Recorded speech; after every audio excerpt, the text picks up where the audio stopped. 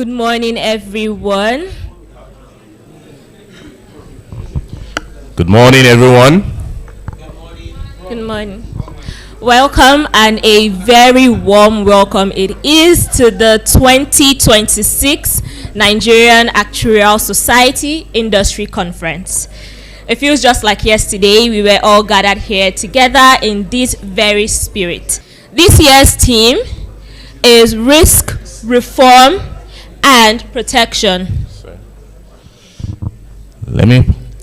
Joshua? This year's theme is risk, reform, and protection, actuarial insights for Nigeria's economy. It is a theme that couldn't be more timely. Nigeria, like so many economies around the world, stands at a crossroad of transformation. Regulatory reforms are reshaping the insurance and pension landscape. Emerging risks are more urgent. As actuaries, we sit right at the heart of these conversations. We are the professionals who quantify risk, design solutions, and translate data into decisions that protect lives and livelihoods. This conference is our moment. It's our moment to examine these challenges together, learn from global best practices, and chart a path forward for our profession and our country. And of course, we'll be here over the course of the next 2 days. So if we're here, you may be sure that you're going to be having extraordinary speakers who will be here to enlighten us, to make us enjoy ourselves, to learn new things. And of course, what's the fun without the gala night and the stuff? So as we're here, enjoy yourselves. And of course, before we dive in, we have some very important recognition to take care of. We'd like to take a moment to specially recognize the presence of some distinguished dignitaries in our midst today. We ask that you hold your applause until you've read all the names, because we know we're eager to recognize them. After which, we invite you to show our guests our warmest appreciation. Then you can give a thunderclap. With us here, we have Mrs. Abimbola Tiamiyu, the Registrar of CIN.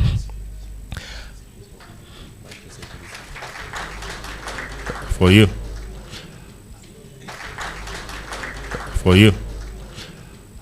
Yes, we are actuaries. We assume a lot. No clapping until I've finished.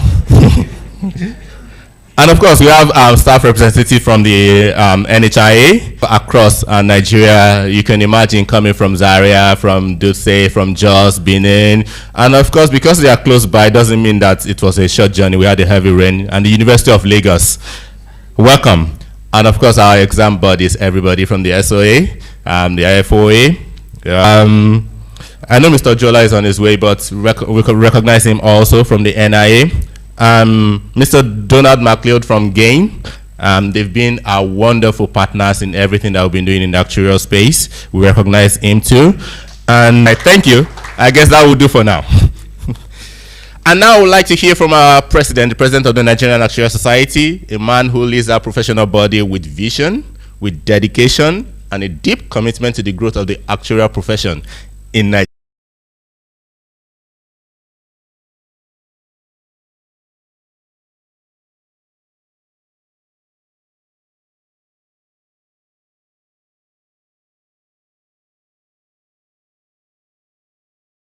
Good afternoon, everyone.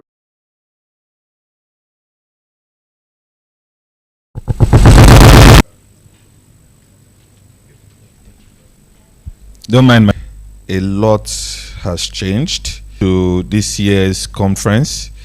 Our theme, risk, reform, and protection, the actual insights for Nigeria's economy, is very relevant at this point in time, especially because Nigeria set for itself a $1 trillion economy by the year 2030. Just some days ago, one man's wealth crossed 1 trillion. Elon Musk. And Nigeria has that vision by 2020. For some of us who may consider this as ambitious, but I believe the lesson here is that we live in a world where wealth created by just one person can cross that type of mark, and the lesson is about what becomes possible and maybe by 2020 or earlier. The real question is whether we are laying the right foundations required to sustain one. Because economic success ultimately depends on confidence. Confidence that savings will be secured, confidence that investments will generate returns, confidence that promises made today will still be honored tomorrow, confidence that our businesses and institutions can withstand shocks and continue to create value, and that confidence that is built on one thing above all else: the ability to understand and manage risks. This is why our theme is very important and, as I said, very timely. Risk, reform, and protection. Risk is the price of ambition, because as economies grow, opportunities expand, but so do exposures. Reform is... Recent events remind us how interconnected our world has become. The conflict in the Middle East has consequences far beyond that region itself. Energy prices in one part of the world can influence business conditions in another. And as we see, it's influencing business conditions in our country. This is the nature of modern risk. It travels faster, spreads further, and evolves more quickly than ever before. For countries seeking sustained economic growth, resilience is no longer a competitive advantage. We have seen Nigerian fintech structure projects, pension assets continue to expand, healthcare financing is building the capacity required to absorb them. This is not merely an Industry Reform Act of 2025, and the industry and creates vulnerability. Enduring success requires all three. Will require deeper capital markets, stronger insurers, and resilient institutions.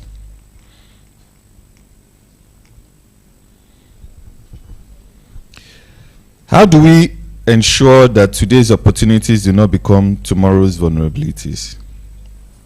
This is an actuarial question. Increasingly, they are also national questions. We will reflect on important milestones during this event. I believe one important one is the development of a Nigerian mortality table. As actuaries, we understand that better decisions begin with better evidence. It improves the quality of decision making across the financial system, across our insurance and pension system. Ladies and gentlemen, the future of Nigeria will not be determined by the risks we face. Every nation faces risks, but the future of Nigeria will be determined by how well we anticipate this risk, adapt to a change, and create the conditions for sustainable prosperity.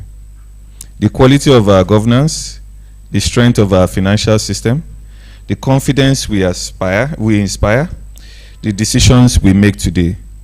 This will shape Nigeria of tomorrow.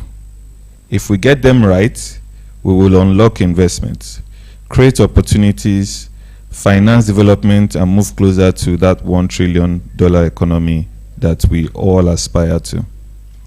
This is the challenge before us, and over the next 2 days, we will be deliberating on those topics. It is also the opportunity we present before us, and that is why the work of this conference actually matters.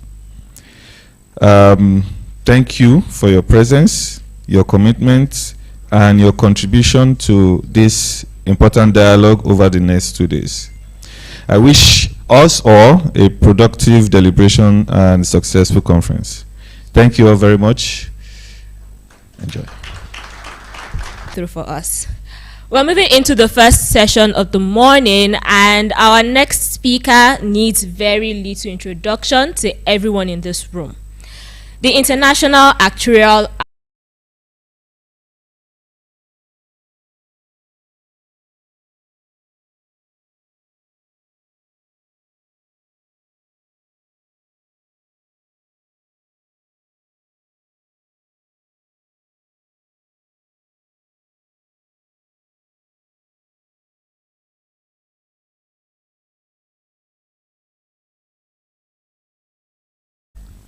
as well as officer of the organization. Since starting the involvement with IAA in 2004, Mike has been an active member of the Executive and Nominations Committee and has served as a board member for the IACA and IAALS sections. He was most recently the council delegate for the SOA and a former counsel for the CIA, and he has served on numerous other entities representing the SOA and or CIA. Mike is the president of MLBC, which provides consulting services to insurance companies with respect to business strategy, M&A opportunities, reinsurance, and actuarial advice. He also provides technical advice to insurance regulators and conducts expert witness assignments. Since April 2018, Mike has been a member of the board of directors of Four Stars Financial, a multinational insurance company operating in the USA, UK, and Canada. Mike is a former president of the Canadian Institute of Actuaries and a former president of the US-based Society of Actuaries. We are truly honored to have Mr. Mike Lombardi, and he was very gracious to us to record a video for us. Please welcome Mr. Mike Lombardi. Good morning. President of the International Actuarial Association. It is a genuine pleasure to be with you today, even if virtually, at the Nigerian Actuarial Society Annual Industry Conference. To the NAS leadership, thank you for this opportunity. To every actuary and insurance professional joining us today, whether you are early in your career or a seasoned practitioner, I hope what I share in the next few minutes leaves you with a clearer sense of the global stage on which you already play a role, whether you know it yet or not. I want to talk to you today about the International Actuarial Association, the IAA, what it does, why it matters to you, specifically as Nigerian actuaries, and how you can get more involved. I promise to be concrete and practical. What is the IAA?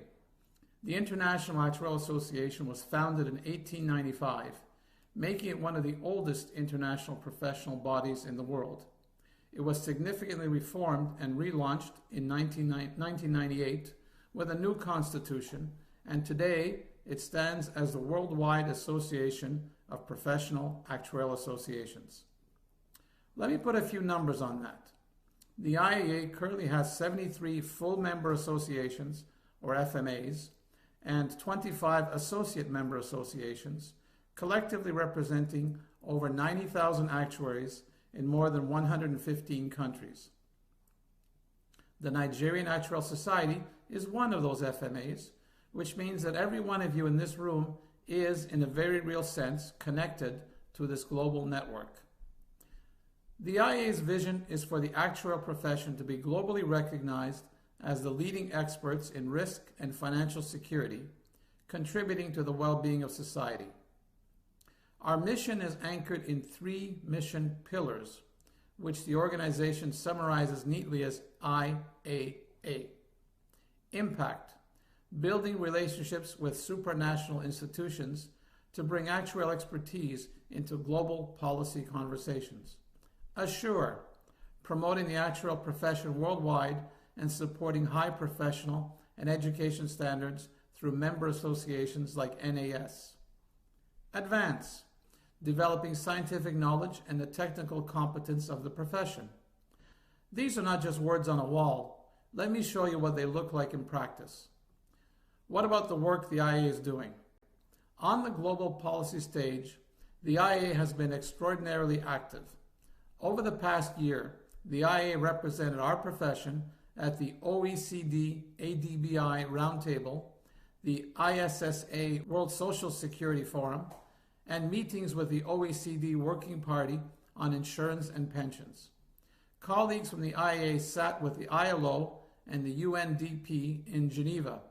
They participated in the FSI, IAIS, IMF policy implementation meeting on IFRS 17 in Basel, and the IAA was invited to present at the IFRS ISSB webinar on climate-related scenario analysis. Why does this matter to you? Because the frameworks that emerge from these conversations, IFRS 17, sustainability reporting standards, Social Security adequacy measures, land on your desks. Actuaries in Nigeria are already working within these frameworks, and the IEA is the body ensuring that the actuarial perspective is heard as those frameworks are shaped at the global level. One development I particularly want to highlight is the IEA's engagement with the World Bank, which has significantly strengthened, with a formal relationship management team now in place. A key area of focus, actuarial development in Africa and the Middle East. This is not incidental. The World Bank recognizes that building actuarial capacity on the African continent is critical to sustainable development in insurance, in pensions, in healthcare financing. And the IEA is at the table advocating for that. That is your profession being advocated for at the highest levels. The IEA has also started working with the World Food Programme on inclusive insurance market tools and is co-developing a joint paper with ISSA on measuring and balancing adequacy and sustainability in Social Security programs, a topic with direct relevance for Nigeria as it continues to develop and reform its social protective landscape. On the technical and knowledge side, the IEA has established a number of expert forums and task forces working on areas that are reshaping our profession.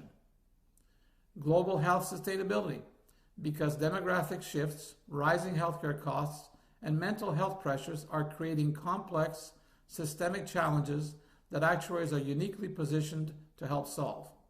Water risks, yes, water risks, because actuaries are increasingly being called upon to quantify climate-related physical risks. Natural catastrophe modeling, because catastrophe models are rapidly evolving to reflect climate change, and actuaries who rely on these models need to understand what's changing and why. And one I must call out specifically, the IEA Artificial Intelligence Task Force. This is not a peripheral activity. The AI Task Force has attracted over 2,000 members on its AIforActuaries.org platform. I highly encourage you to join.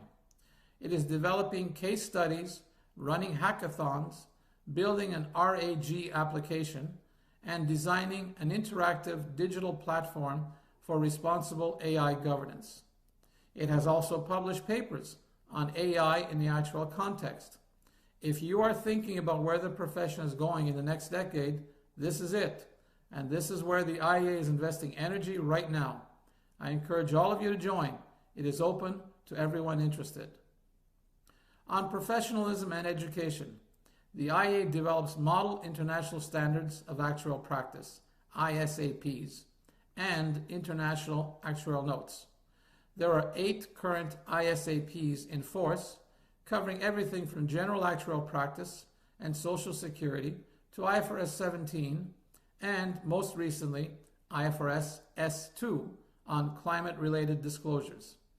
Member associations can adopt or amend these standards for local practice, giving each association the flexibility to adopt them to their local regulatory and professional context. At our most recent meeting in Slovenia, we adopted a mandatory CPD requirement for member associations to apply to their members. We also hold regional development seminars specifically aimed at building capacity in emerging actuarial markets. Most recently, an event called the African Actuarial Congress was held in Benin just a few months ago. 3 years from now, we will be hosting the Actuarial Society of Kenya, the International Congress of Actuaries in Nairobi in June 2029. I encourage you to put this date in ink, not pencil. Why does this matter to Nigerian actuaries? Let me be direct about Nigeria specifically. Nigeria's economy is one of the largest on the African continent. Its insurance penetration remains low relative to GDP. Its pension system continues to evolve, and its healthcare finance landscape presents significant actuarial challenges and opportunities. The IEA's focus on actuarial development in Africa, its work with the World Bank, its inclusive insurance toolkit, its Social Security research, these are not theoretical. They are directly relevant to the work the Nigerian actuaries are being called upon to do right now. The actuarial profession in Nigeria is young relative to more established markets, but it is growing. The IAA is an amplifier. When NAS engages actively with the IAA, it gives Nigerian actuaries a voice in shaping global standards, standards that will govern practice here. It gives members access to research, tools, and networks that would otherwise be out of reach. And it signals to regulators, employers, and the public that Nigerian actuaries are connected to the best of global actuarial practice. How you can get involved and volunteer. Now, and this is the part I most want you to take away. How can you get involved? The IAA is not a distant institution you observe from afar. It is built on the participation of actuaries like you, channeled through member associations like NAS. There is also a straightforward professional development dimension by joining an IAA section through our website. The IAA sections focus on specific practice areas, such as general insurance, life, pensions, health, enterprise and financial risks, and others. Members can access webinars, master classes, an interview series, colloquia, and much more. They can access the Aston Bulletin, one of the most respected actuarial research journals in the world. Bursaries also exist to support speakers from low-income countries to attend events, so cost need not be a barrier. Most importantly, a community of peers across the world working on the same problems as you. Beyond sections, the IA's committees and task forces rely on volunteer actuaries nominated by their FMAs. If you have expertise in AI, health, pensions, or any of the domains I mentioned earlier, you can put your hand up and NAS can support your nomination. This is how Nigerian actuaries get onto the bodies that shape global actuarial standards. It has happened in other African FMAs, and it should happen here more. I would encourage NAS, as your professional body, to facilitate this by communicating IA volunteer opportunities to members, by nominating qualified members to relevant committees, forums, and task forces. The IAA actively wants broader geographic representation, and Nigeria is well positioned to contribute. And if you are a student or an early career actuary, the IAA has resources for you too. The education syllabus work, the AI hackathons, the bursary programs for conference speakers. These are entry points. You do not need to be a fellow with 20 years of experience to contribute to the global actuarial conversation. The actuarial profession exists at the intersection of mathematics, risk, and human welfare. The IA exists to ensure that intersection is navigated wisely on a global scale. As Nigerian actuaries, you are part of that global story. The question is simply how active a part you choose to play. I hope today has given you some useful context, and I look forward to the conversation. Thank you very much, and I wish you a successful conference. A round of applause for our virtual speaker. I wanted to tell him thank you, but I'm sure you can't hear me, but thank you all the same. We're very honored to have the IAA president and the IAA as an organization lending their voice and support to us, the Nigerian Actuarial Society. One thing that tells us is that as an organization, we're going global. If you're going to pick anything from what you heard there, let me just say it. To everyone here, know that asking for volunteers is not just a Nigerian thing. It's a global thing. And if you're going to put yourself out there, then this is one of the opportunities. You have all the research stuff and the opportunities there, so make yourself available. And one thing is there, I think that caught my attention, and maybe I'll just dive into it. It said, if you're going to speak, they're going to be sponsoring you to speak at, of course, the events where you want to speak. So put yourself together and just step forward, and I'm sure you enjoy yourself. But we'll move on to the keynote address, and we are very elated to have our keynote speaker here with us. The pension industry is one of the critical pillars upon which the Nigerian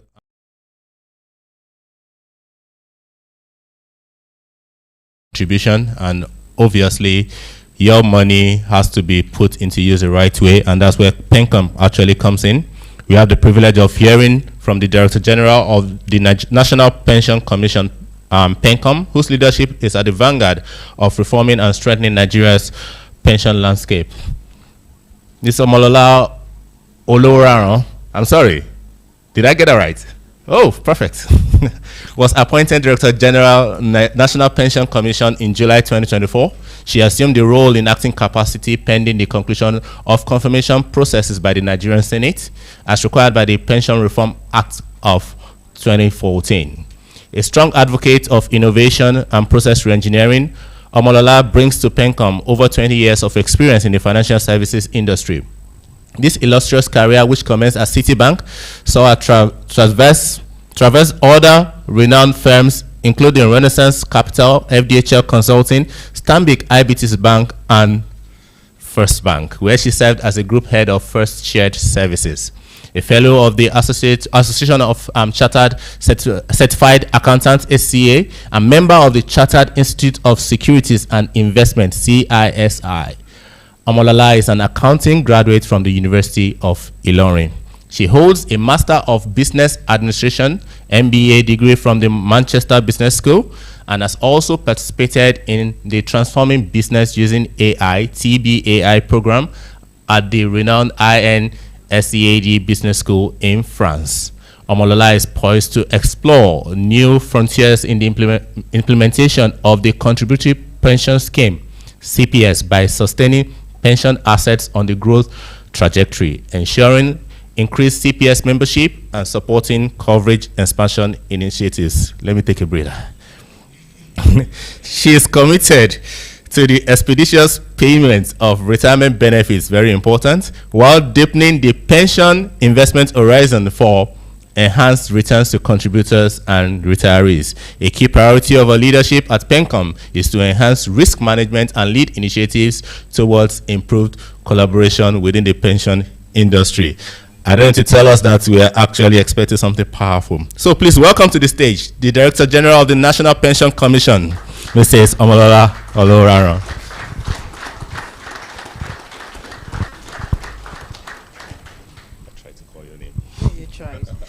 I think you scored,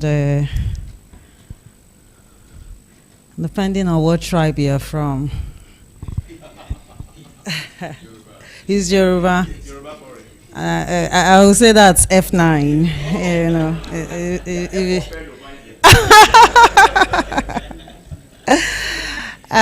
Good morning.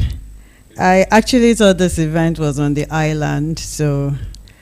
And then when they told me it was the mainland, I was like, oh my God, I just didn't know I was going to be traveling that far. But good morning, everyone, and it's nice to be here this morning. Thank you for the nice welcome remarks. Distinguished President of the Nigerian Actuarial Society, the Chairman and members of the Nigerian Mortality Table Development Committee, representatives of the National Insurance Commission, that's NICOM, and the Nigerian Insurers Association, our partners at Cullen Consulting, executive directors and appointed actuaries of our life offices, managing directors of pension fund administrators, distinguished colleagues, ladies and gentlemen. Okay, what's this supposed to be? Okay. Okay, good morning, and thank you again for the privilege of addressing this gathering. A nation is ultimately judged not by how it treats its strongest citizens, but by how it honors those who have spent a lifetime in service and now depend on society's promise of dignity in old age.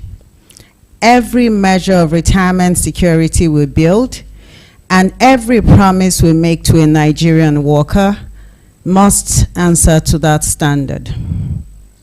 And yet, there's a quiet truth at the heart of everything we do in this room. Every pension we pay, every benefit we value, every naira we set aside for that worker rests on a single question: how long will that person live? For too long, we have answered that question with other nations' numbers. We have valued Nigerian lives using foreign mortality tables, borrowed assumptions, built on populations that do not reflect nor look like ours, do not walk like ours, and do not age like ours. Today, that begins to change. Today, we take ownership of our own numbers. The development of indigenous Nigerian mortality tables is not a technical footnote. It's an act of sovereignty over the most fundamental assumption in our entire industry. I commend the Nigerian Actuarial Society and the Mortality Table Development Committee for this vision. And I also welcome Colon Consultant, whose pedigree in producing the United Kingdom's mortality table brings exactly the rigor that this work demands. I must say this is a landmark undertaking. Permit me to touch on why these tables matter to the industry at large. Let me talk about the stakes, because they are higher than they might first appear to be. Under the contributory pension scheme or retiree life annuity, the accuracy of mortality assumptions touches the real lives of real retirees. When a retiree chooses program withdrawal or annuity, the mortality tables determine how their savings are spread across expected lifetimes. Assume too short a life, and we hand them money they would outlive, leaving them destitute in their final years. Assume too long a life, and we ration their own savings too tightly, denying them dignity in retirement they have already paid for. So we have to get this right. And again, getting the table wrong, and we either impoverish retirees or we shortchange them. So like I said, getting it right is a must. And we must honor the promise at the center of the pension contract.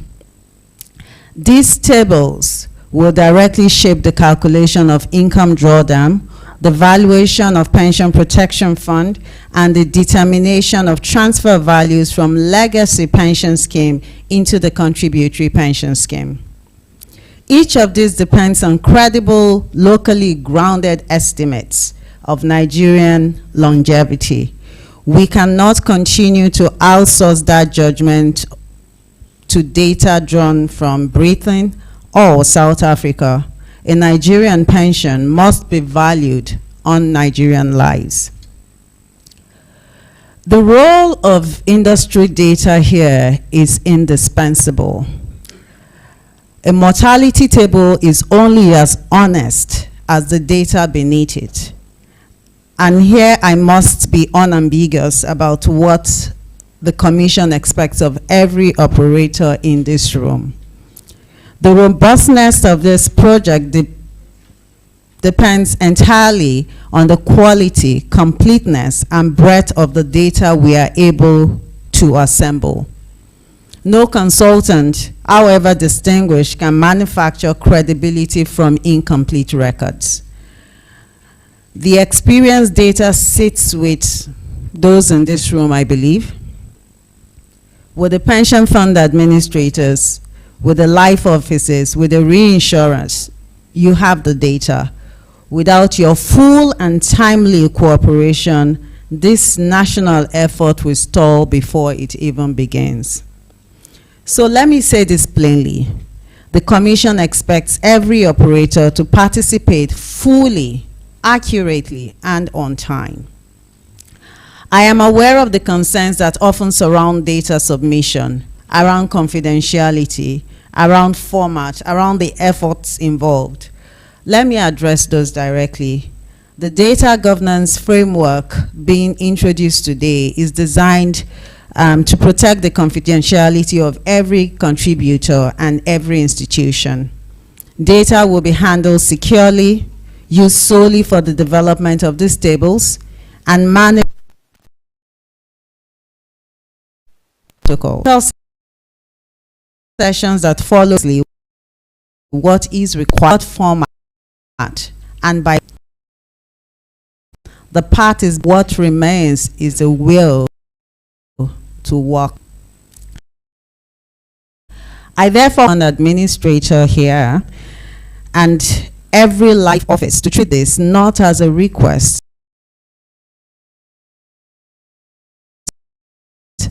but a Nigerian retiree. The Commission will play in convening this industry, and we expect that that commitment will be matched. We must lay a stronger technical foundation for the work that we do.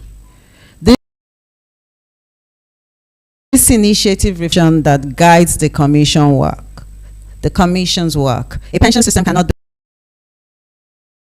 stronger than it stands. We can pursue coverage, reach the informal sector, deepen investment governance, and expand the personal pension plan. But if the actuarial foundation beneath all of it is borrowed and approximate, the entire structure carries a hidden fragility. Building our own mortality table is how we replace that fragility with confidence. It is how we move from a sector that adapts foreign tools to one that builds its own. It places Nigeria among the nations that take responsibility for measuring the longevity of its own people, and it strengthens the credibility of our industry before every contributor, every retiree, and every observer in the market. When we value Nigerian lives with Nigerian data, we are not merely improving a calculation, we are deepening the trust on which this entire system depends. At its core, this is not just like a regular actuarial exercise. It's a question of retirement security. It is a question of human dignity. It's a question of nation building. A retiree teacher in Enugu, a nurse in Kano, a civil servant in Lagos, Rivers, Abia, or Yobe, each deserves to have their retirement valued on the truth of Nigerian lives, not the approximation of foreign ones. This is the standard this work must meet. In conclusion, I will close right where I began. The numbers we are gathering today will outlast this room. They will shape the retirement of Nigerians who are children now, of workers not yet hired, of a generation who will never know the name of any consultant or committee, but who will live in their old age with the consequence of the work that we do here. This is the weight of this assignment, and it is a weight I'm confident this industry is ready to carry. The task before us is clear. The committee and consultants have charted the path. The Commission stands firmly behind it. What remains is for every operator in this room to bring the data, to bring the discipline, and the dedication this effort deserves. The actuaries have led. The operators must follow. And together we must build foundation. Every future Nigerian pension will stand. Let us build these tables. Let us build them well, and let us build them for Nigeria. Because after a lifetime of service, the dignity we hold Nigerian workers should never rest on borrowed assumptions. Thank you, and may our work serve the Nigerian worker Thank you. May God bless Nigeria. May God bless you all. Thank you. That was such a powerful address. Do you agree with me? Oh, yes, I do. Very powerful indeed. And I've gone to take tutorials on your name. I'll call it to you when we're done. All right. There's been so much to reflect and assignments to take back home. Yes, please. Oh, okay. All right. Thank you so much once again. And one thing that we know is, even though they said that God holds the future, but you know that your pension is also in good hands. So with someone like our keynote speaker here in the helm of affairs. So thank you very much. And we want to present a little token, please, could you? And we'll invite the president to present you.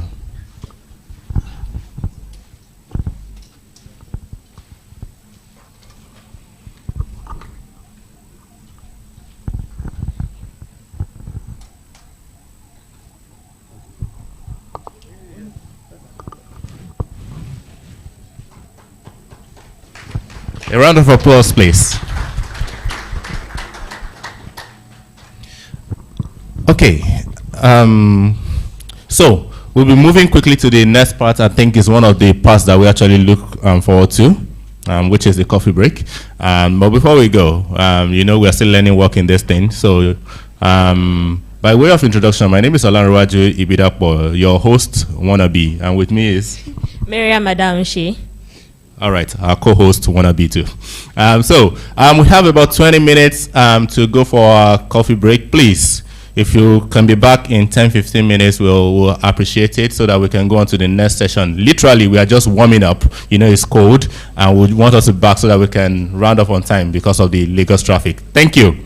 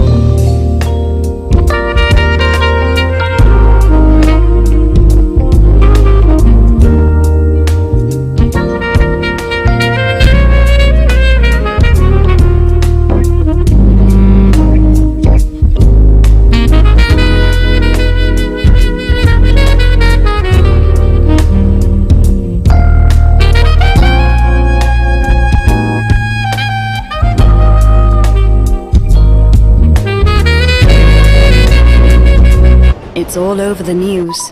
Tech companies are becoming energy giants, banks are becoming software companies, and fast food is getting into wellness. At PwC, we're making sure you're ready for what's next. With AI that's built for how your business works, we're designing built-for-you solutions with tech titans and trailblazers. And our 370,000 professionals are taking on the knowns, unknowns, and never saw that comings that are definitely coming.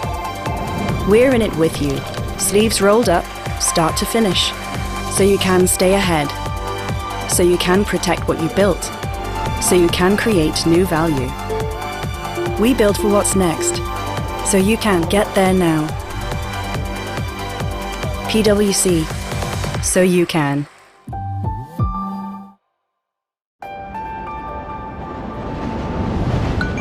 It's all over the news. Tech companies are becoming energy giants, banks are becoming software companies, and fast food is getting into wellness. At PwC, we're making sure you're ready for what's next.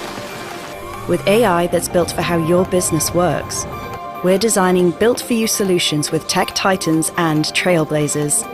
And our 370,000 professionals are taking on the knowns, unknowns, and never saw that comings that are definitely coming. We're in it with you, sleeves rolled up, start to finish, so you can stay ahead, so you can protect what you built, so you can create new value. We build for what's next, so you can get there now. PwC, so you can. Ever changing, and we are dealing with risk that changes monthly, daily, you name it. Financial risk sits underneath everything we do.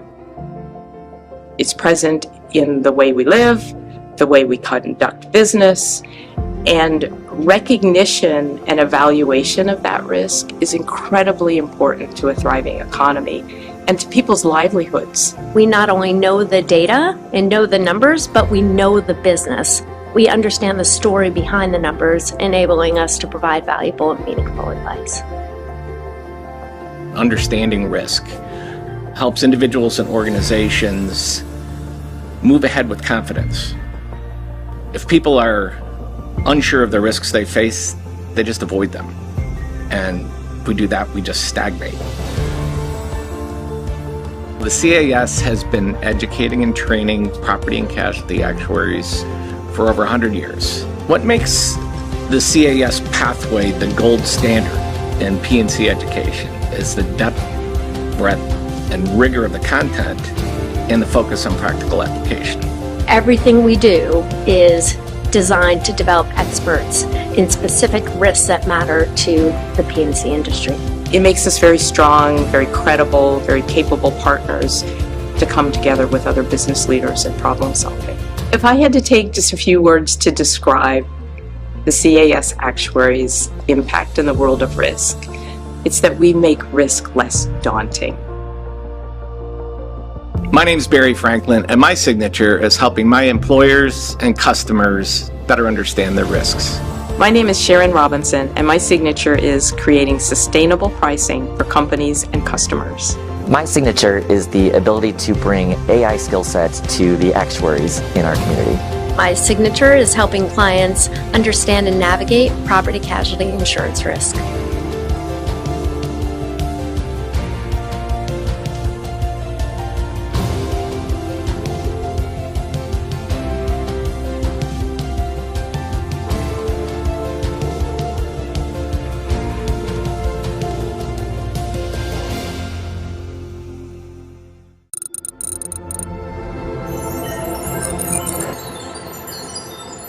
So what motivates me to work in this field of risk is the fact that it's ever changing, and we are dealing with risk that changes monthly, daily. To describe the CAS actuaries' impact in the world of risk, it's that we make risk less daunting. My name is Barry Franklin, and my signature is helping my employers and customers better understand their risks. My name is Sharon Robinson, and my signature is creating sustainable pricing for companies and customers. My signature is the ability to bring AI skills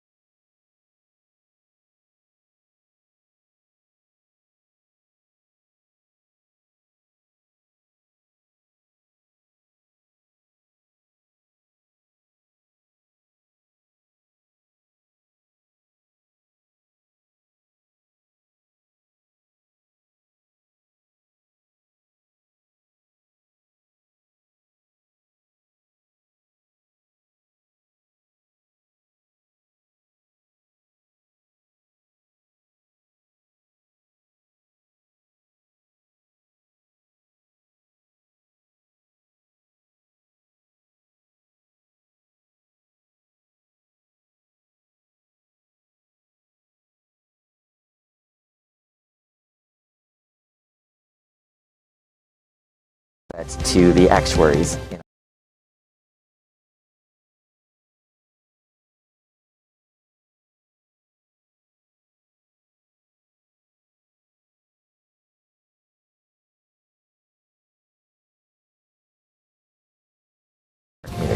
My signature is helping clients understand and navigate property casualty insurance risk.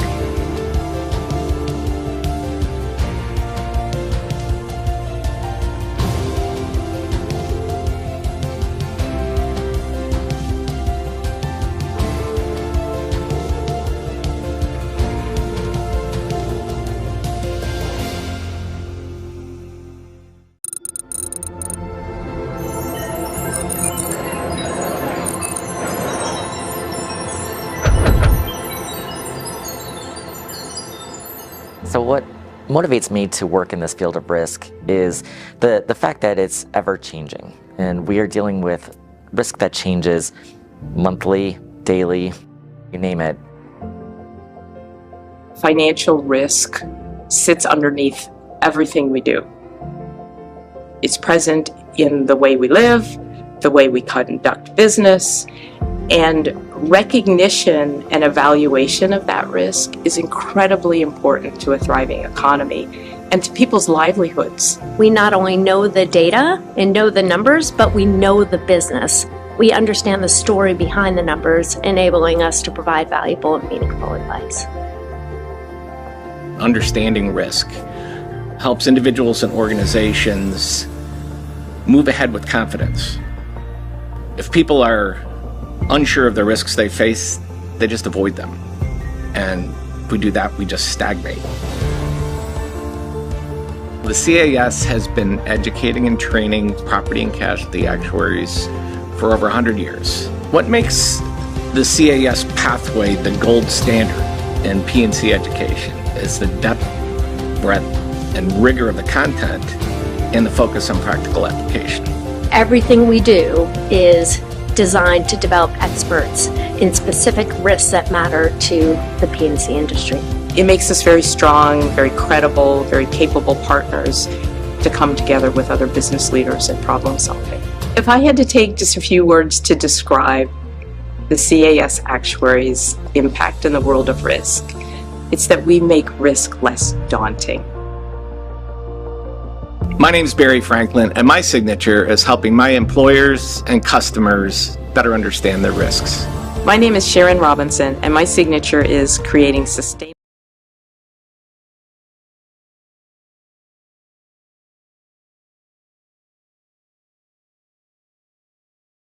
pricing for companies and customers. My signature is the ability to bring AI skill sets to the actuaries in our community. My signature is helping clients understand and navigate property casualty insurance risk.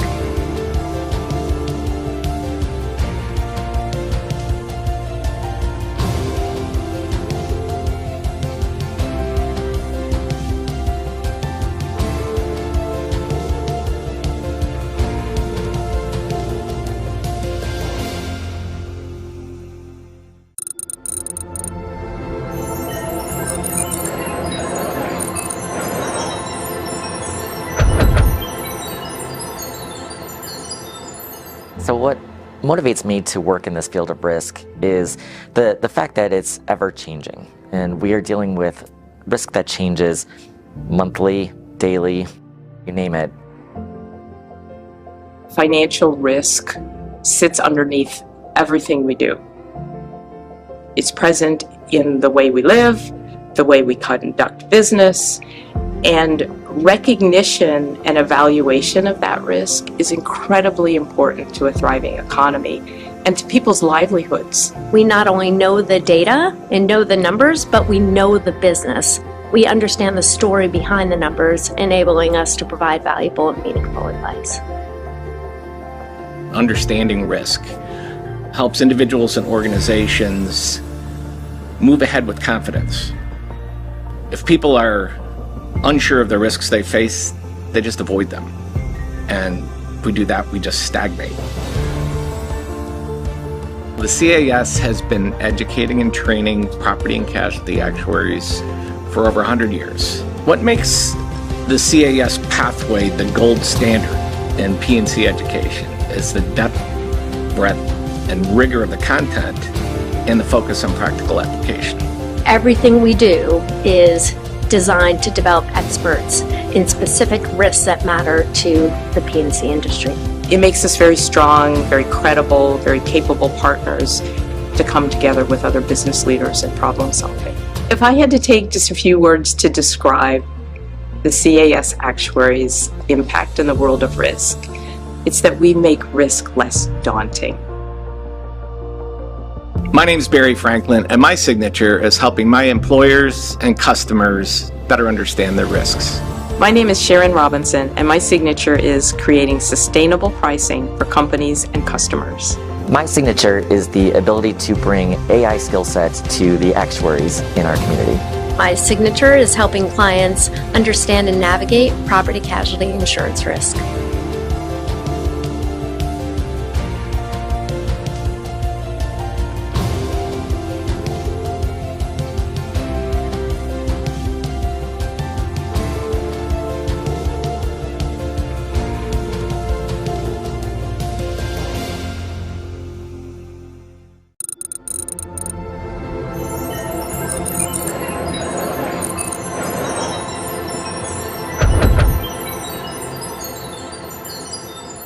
So what motivates me to work in this field of risk is the fact that it's ever changing, and we are dealing with risk that changes monthly, daily, you name it. Financial risk sits underneath everything we do. It's present in the way we live, the way we conduct business, and recognition and evaluation of that risk is incredibly important to a thriving economy and to people's livelihoods. We not only know the data and know the numbers, but we know the business.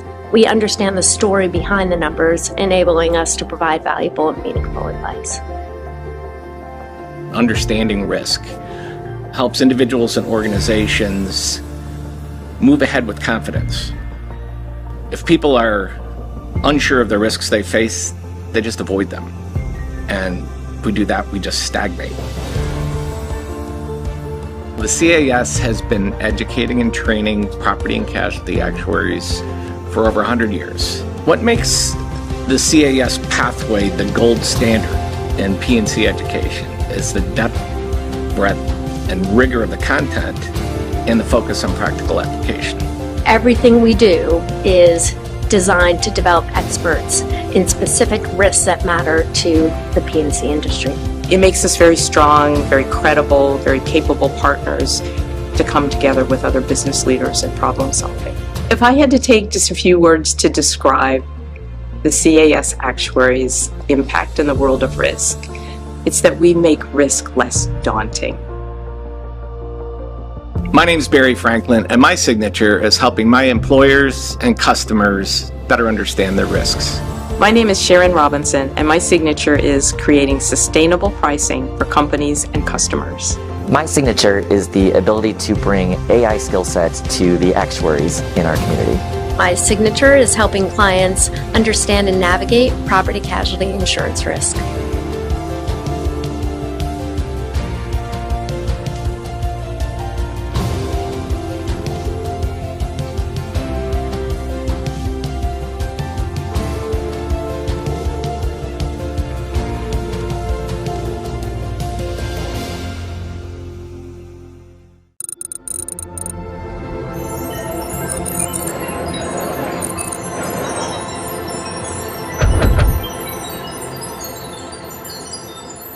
So what motivates me to work in this field of risk is the fact that it's ever changing, and we are dealing with risk that changes monthly, daily, you name it.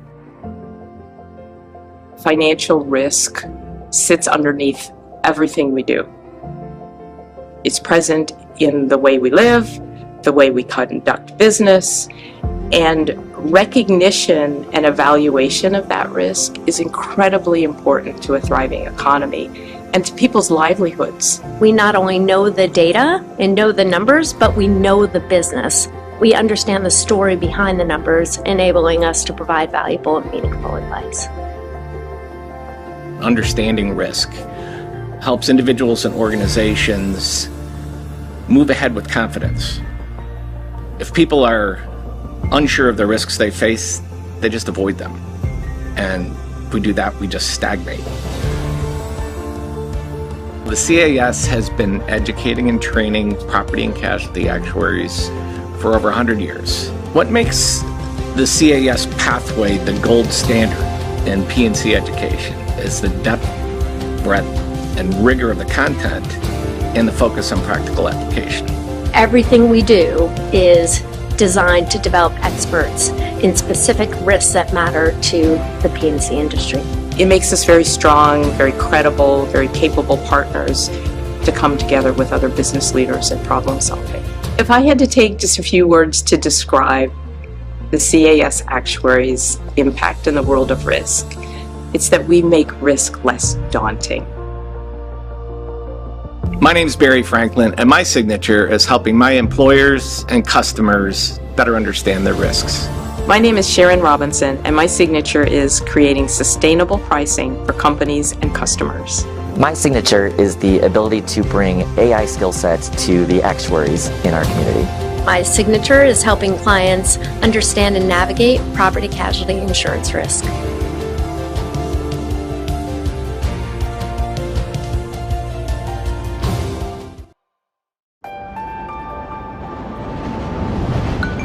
It's all over the news. Tech companies are becoming energy giants, banks are becoming software companies, and fast food is getting into wellness. At PwC, we're making sure you're ready for what's next. With AI that's built for how your business works, we're designing built-for-you solutions with tech titans and trailblazers. And our 370,000 professionals are taking on the knowns, unknowns, and never saw that comings that are definitely coming. We're in it with you, sleeves rolled up, start to finish, so you can stay ahead, so you can protect what you built, so you can create new value. We build for what's next, so you can get there now. PwC, so you can.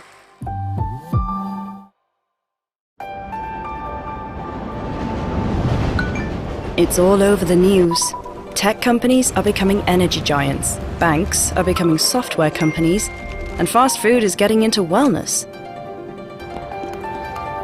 At PwC, we're making sure you're ready for what's next. With AI that's built for how your business works, we're designing built-for-you solutions with tech titans and trailblazers. And our 370,000 professionals are taking on the knowns, unknowns, and never saw that comings that are definitely coming.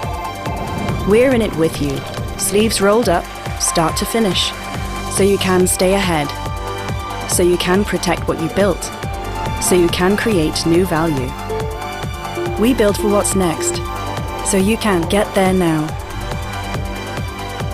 PwC, so you can.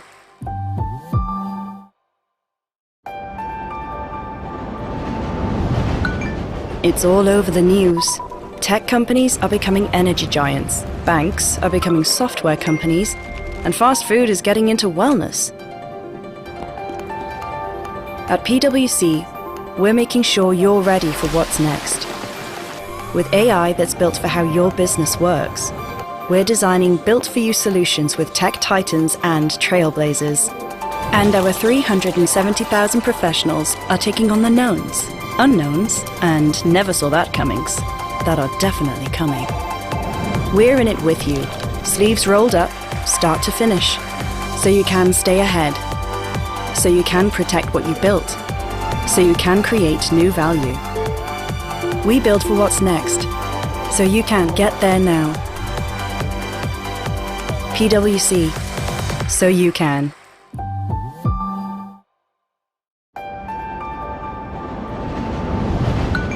It's all over the news.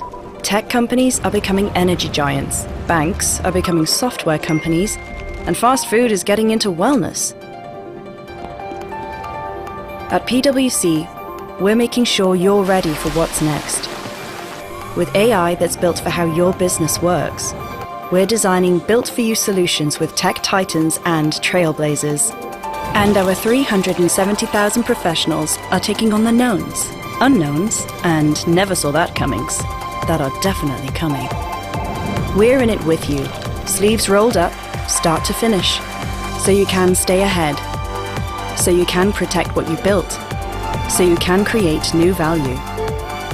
We build for what's next, so you can get there now. PwC, so you can.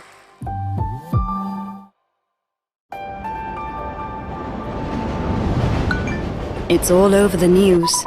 Tech companies are becoming energy giants, banks are becoming software companies, and fast food is getting into wellness.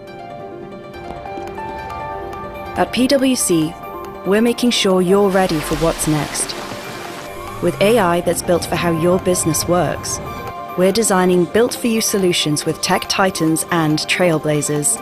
And our 370,000 professionals are taking on the knowns, unknowns, and never saw that comings that are definitely coming. We're in it with you, sleeves rolled up, start to finish, so you can stay ahead, so you can protect what you built, so you can create new value. We build for what's next, so you can get there now. PwC, so you can.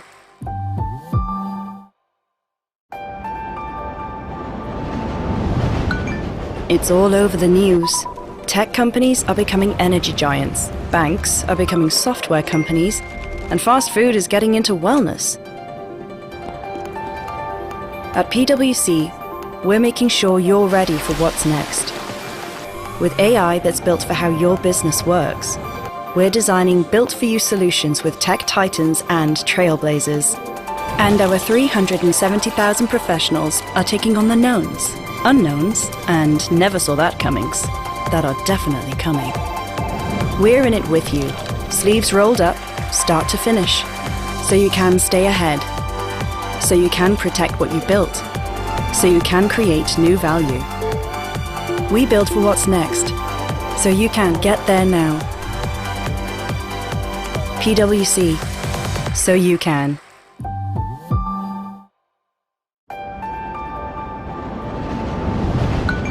It's all over the news. Tech companies are becoming energy giants, banks are becoming software companies, and fast food is getting into wellness. At PwC, we're making sure you're ready for what's next. With AI that's built for how your business works, we're designing built-for-you solutions with tech titans and trailblazers. And our 370,000 professionals are taking on the knowns, unknowns, and never saw that comings that are definitely coming. We're in it with you, sleeves rolled up, start to finish, so you can stay ahead, so you can protect what you built, so you can create new value. We build for what's next, so you can get there now. PwC, so you can.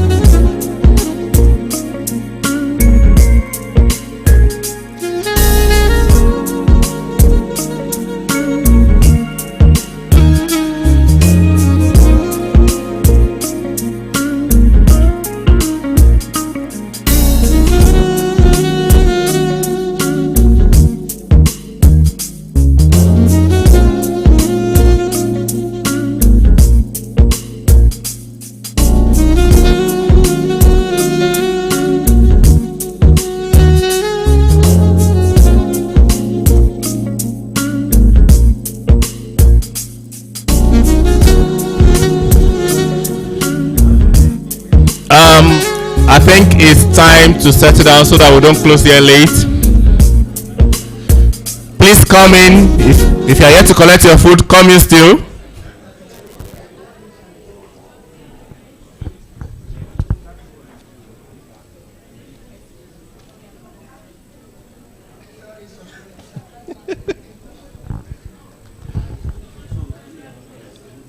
Okay, time to settle in, please.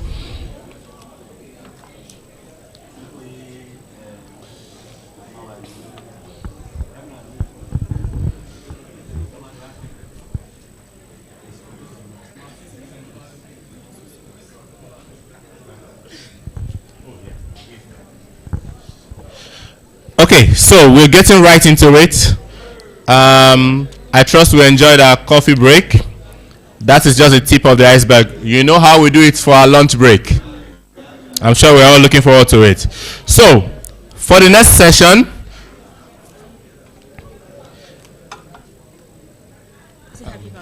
yeah, good. We'll be having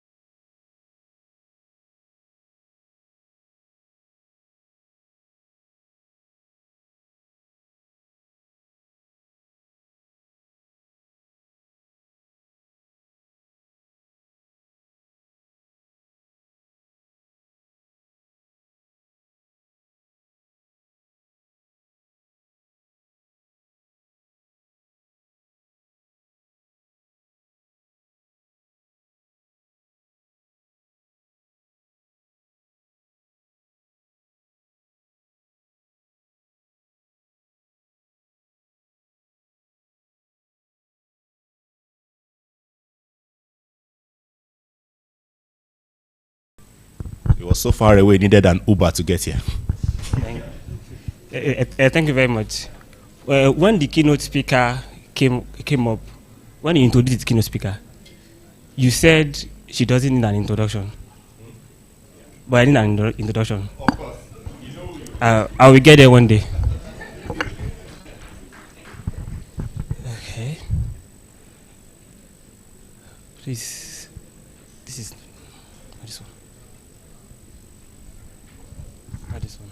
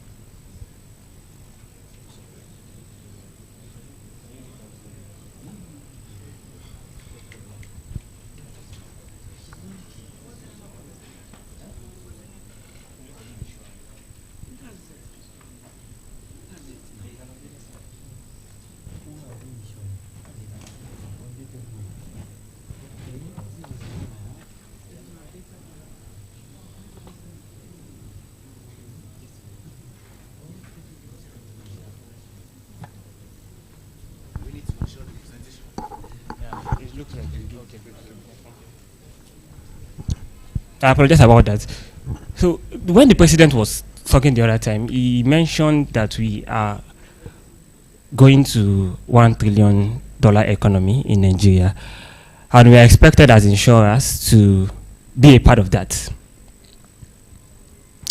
But how are we going to position ourselves to be a part of that? Are we actually capturing the people that we are supposed to capture? Do we have products for everyone? Have we designed our product around our population?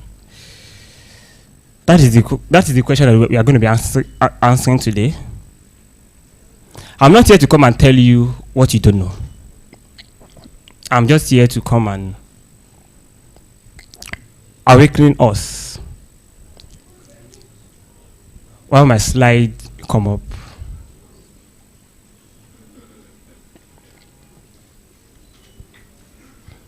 Thank you.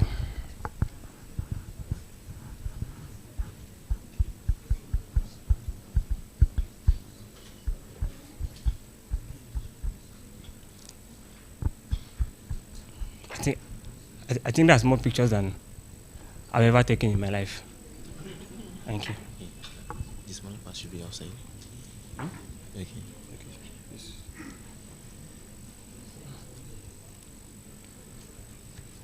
Thank you so much.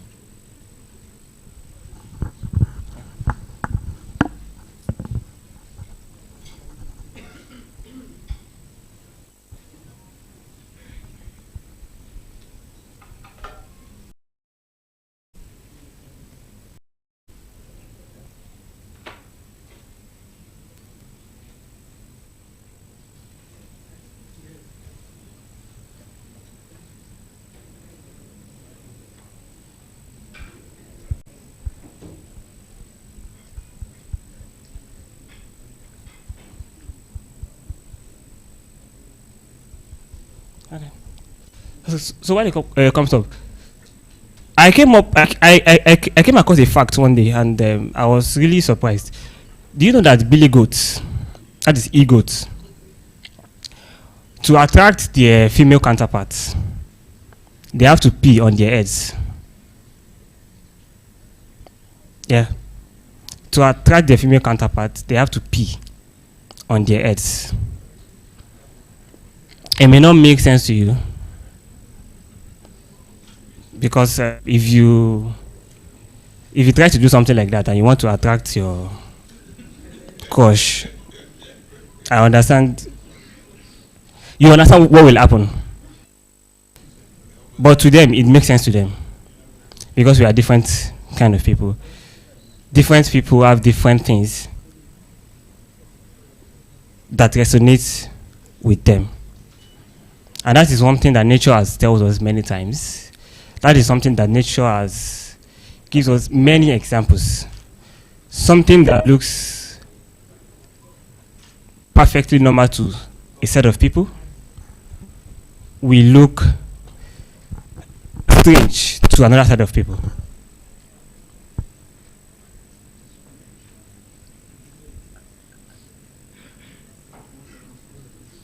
Okay. How many of us have come across this sign? Don't urinate here. Have we? Thank you. Do you think that this sign, as simple as it is, don't urinate here, simple sign, do you think it ever works? It never works. And I totally agree with you. You can see there is even a police sign to say, so if it's just a sign that if you urinate here, maybe police will arrest you. But no, even if you will pay a fine of 50,000 naira, people will still go there to urinate. And that is, you can see a case. This particular one, it was written many times so that you cannot say you don't miss it. But see, a policeman is there who will definitely go there to go and urinate. But do you think anybody will urinate here?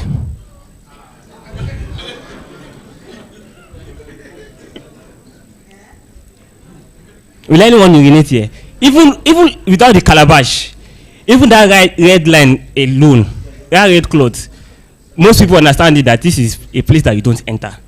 Some people will not even go this far. They will just urinate here and put one course under. No one will go there to urinate. The lesson here is simple. The owner of this wall has a problem. He put out the information, don't urinate here. That should solve the problem normally. But because we, as a people, we don't follow simple instructions, there has to be something that will push us. It is when he now puts this threat that urinate here and you know what will happen to you. That is when people will follow it. People don't just reject solutions because they don't need them. They may need them, but they only reject solutions because it is not built around them. I'm going to be talking about, this will guide my journey today. We'll talk about the Nigerian insurance paradox and also look at what the Nigerian reality is. We'll look at how do we actually design for fit and what have financial inclusion taught us. Then what is happening across Africa and what do we need to do as actuaries.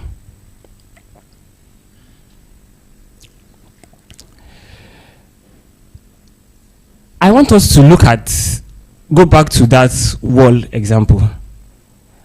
And I'm trying to see, can we look at insurance from that same lens? We don't need to use the red cloth. But today,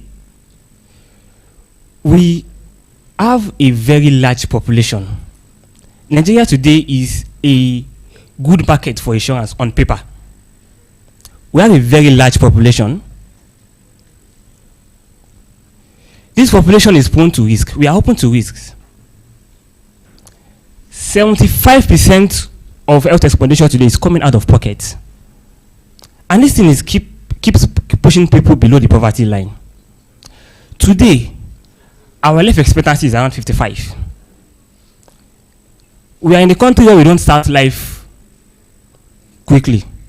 Many of us at 30, we are still getting money from our parents. So not to talk of thinking about marriage. It means somebody that gets married between 30 to 35. By the time he's 55 that is expected to die, that person will still have children going to school.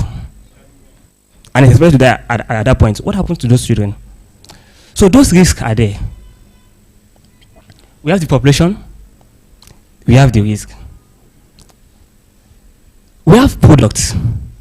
According to NICOM today, we have 80 licensed insurance. And these 80 licensed insurance have so many products.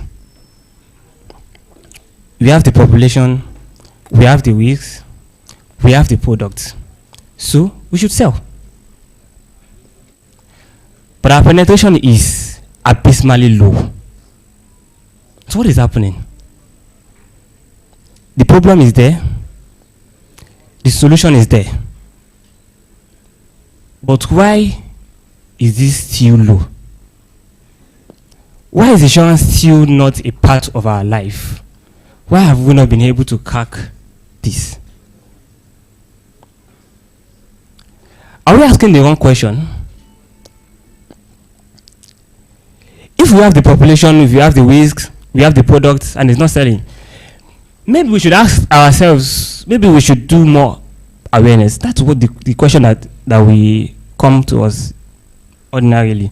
Let's do more awareness, let's increase our marketing, we should expand our distribution, maybe get more agents, let more people sell for us. Maybe we should develop more products, but awareness is good. Distribution is a great idea. Marketing is fantastic. But are these the first questions we should ask ourselves? Can we ask ourselves, how do people we are trying to sell into, how do they earn? How do they spend? Who do they trust? How do they access their products?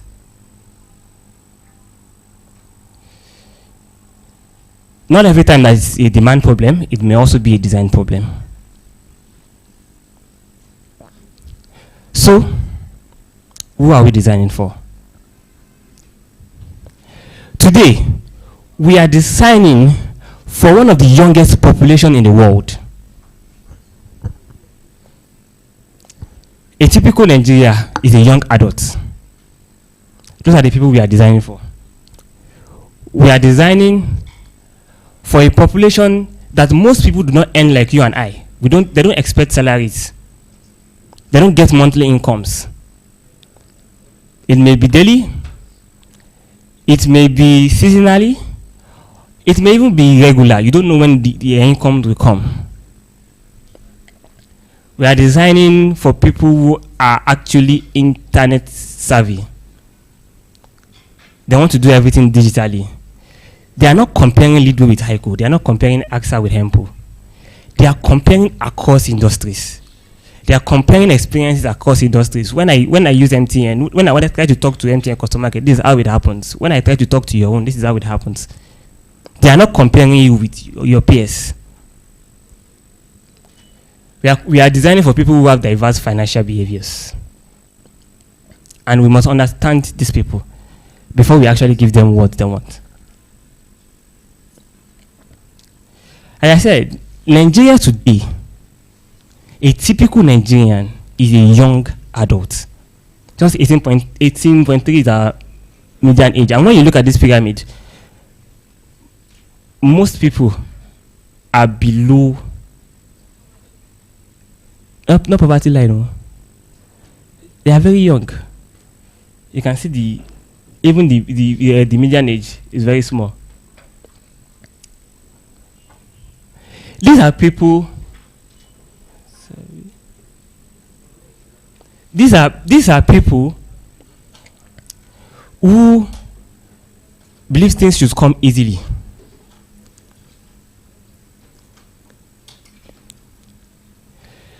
If my mom will cook, if we have a party and she would need to cook, we would have started the preparation maybe like 2 weeks or at times a month. We'll start buying things gradually. We'll look for a place to buy meat. We'll look for the place to buy rice. Then we'll buy, once we finish buying all those things, then we'll look for a way to then cook something very big. We can use firewood. And now things have become easier. There's a very big gas cooker that we can use, and a big pot that will make things easier. But look at the preparation that goes into it. But you know how your house parties are. If we are going to have house parties now, many times we don't even bother ourselves on that. It's either we order from our phone, they just bring the food to us very easily, and we don't have to go to all those stress. But if we like to cook, maybe we want to cook. There are marketplaces. If you go to Glovo today, you can order your food items there. You don't need to leave your house. They bring it to you. These are people that we are designing for. This is what they want.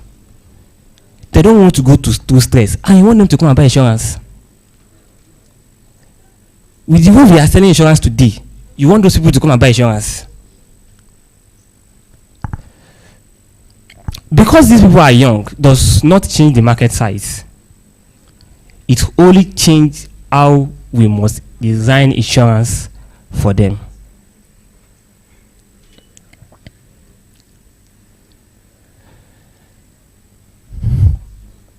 Most of our population today do not earn like you and I. They don't expect monthly salaries.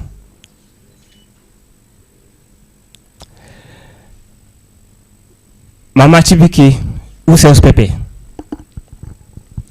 if she does not go to the market in a day, she might not eat. So she expects to go every day, sell, then have money. On days where there is a boom, she'll be very happy. She can even call her children. Go to the market. She can even call her children. I'm buying meat today, so don't cook anything yet.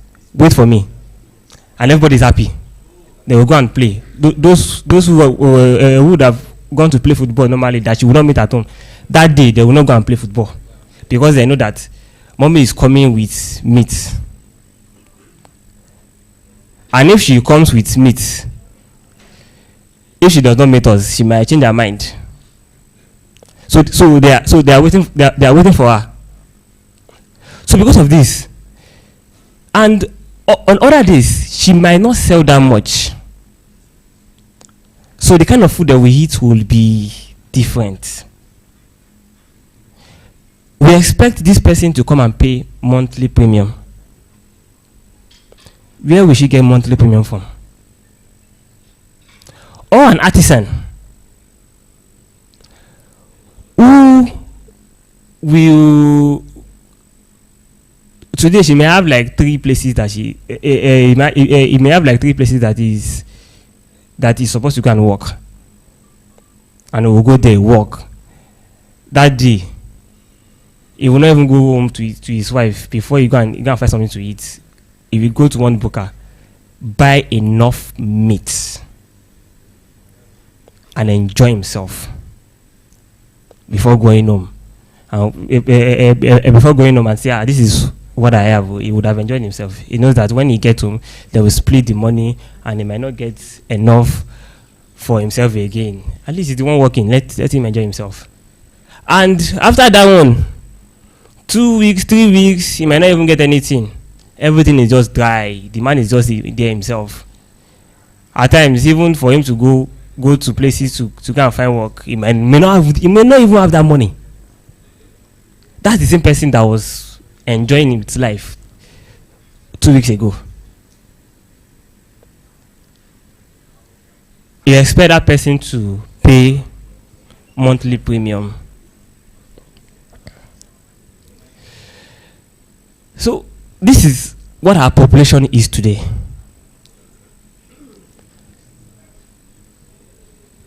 We are designing our products around the assumption of predictable income, fixed payment cycles, stable employment patterns, but it's not like that. Our customer reality is that they don't earn predictable income. They don't know when they will have money.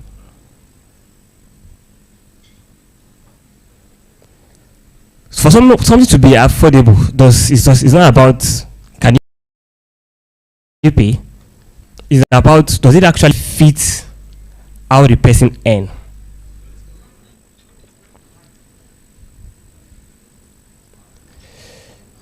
Then the simple question is, do we have these products? Maybe we don't have products for them. But yes, we have the products. We have so many products that even some underwriters don't even know all their products. Then a customer will now come and say, I have this I have this policy with you. They will not go back and say and go and meet their bosses. Please, this person, yes, this was the product we were selling 10 years ago. So the person is still on our plan. So we have so many products across all kind of ways. We cover so many products. But the issue is not product availability. Then why is adoption still low? How easy it is for our customer to actually find our product? It even looks like to get an insurance product that suits you what you need is by connection. You have to know somebody in the insurance company. If not, you can't get a product that suits you. Then when you now get it, to now get enrolled, even we that are here, if you want to buy a policy, I want to get enrolled, the only saving grace is that you can call the underwriter and say, hello, please, I'm trying to buy a product. Please, can you help me fast track it? Let's talk of someone outside that does not know anybody.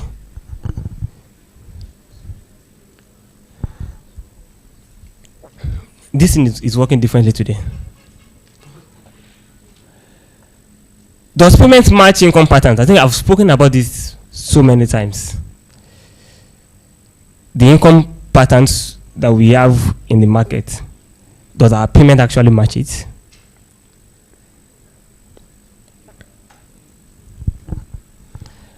I'm sure we all have car insurance here.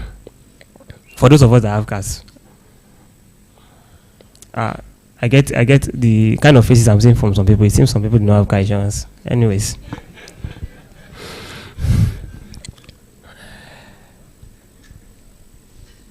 There was a time my brother was doing a business. It was he was supplying bread to people with a bus, and he has a driver that does that for him. So one of these days he was with him, and it was very early in the morning because they live very early in the morning. As they were going, the guy was feeling sleepy on the road.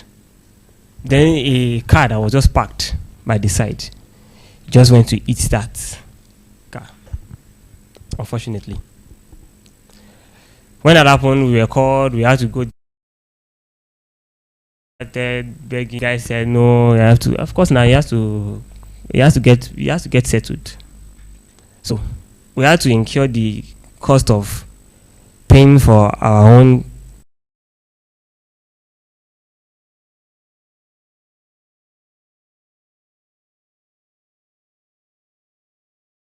is to have at least third-party insurance.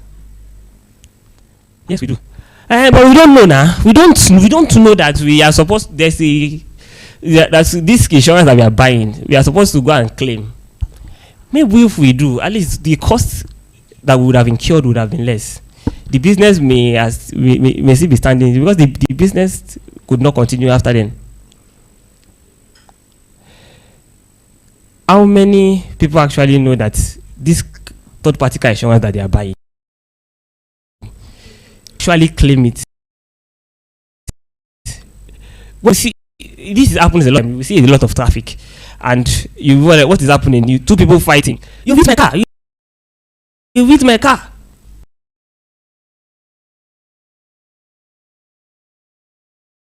Everybody will be free. You will go your way. I will go. That you have decided to delay. We go the way.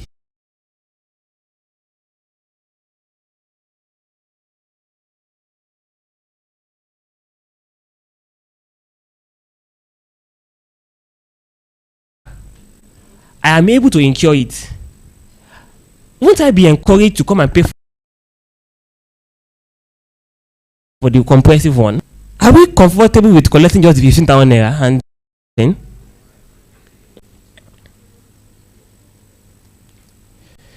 Does the customer actually trust the connection? If you want to claim connection, you need maybe to, or at least maybe there's one baba I can go and meet to claims officer. Yeah, it's available, and when something's available, there are options.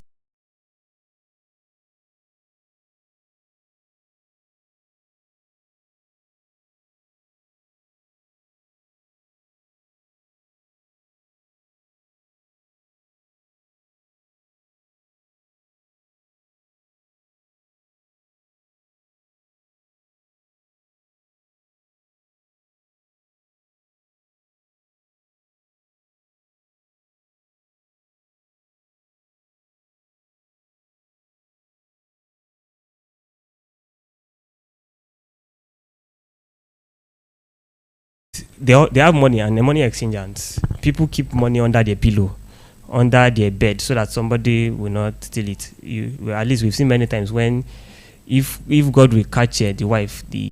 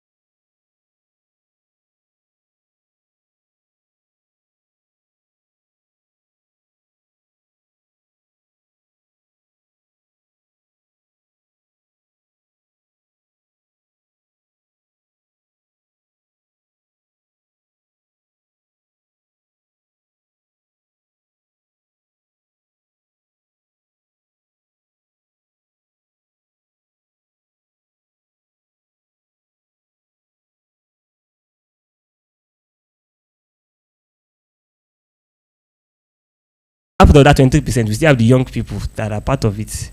So how many percent are we actually left with that we are actually designing for, that are even eligible to buy our products?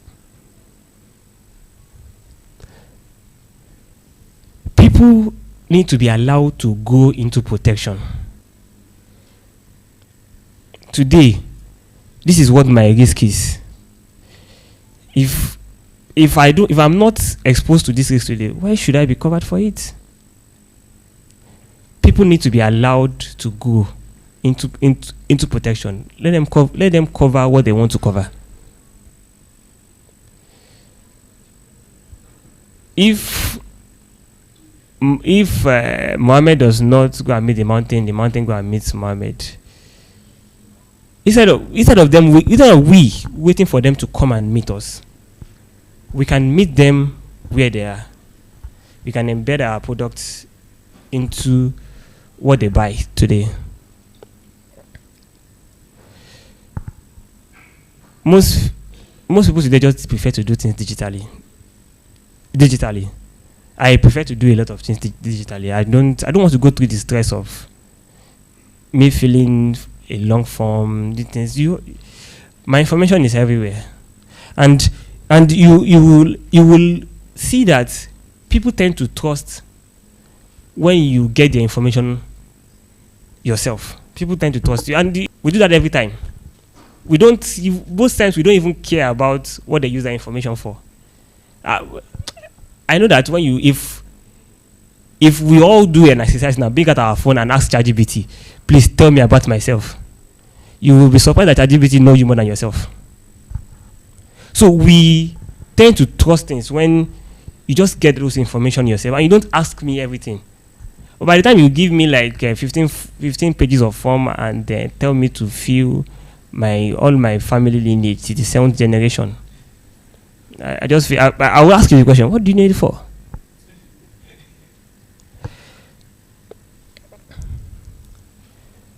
Trust design.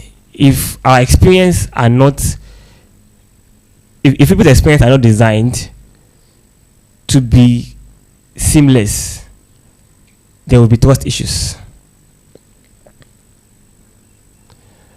So the goal should not just be, oh, you have access to insurance. But it's not just just theory. We already have wonderful things that are happening across Africa today.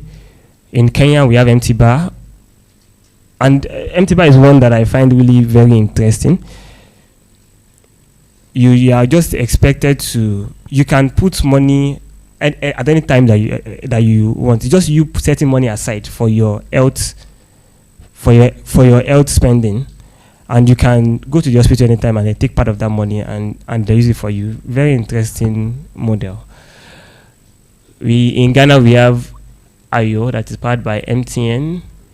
In South Africa we have Naked, Pineapple, Simply. These are they have interesting models. Let me just talk about the one for Nigeria. We have Curacell in Nigeria too, and my cover area. That's just for our infrastructure. And we have ETAP. ETAP is also very interesting. It's motor insurance. And one thing I find interesting about ETAP is that you can, if your car is not moving, you don't have to get cover for, you just get your stationary.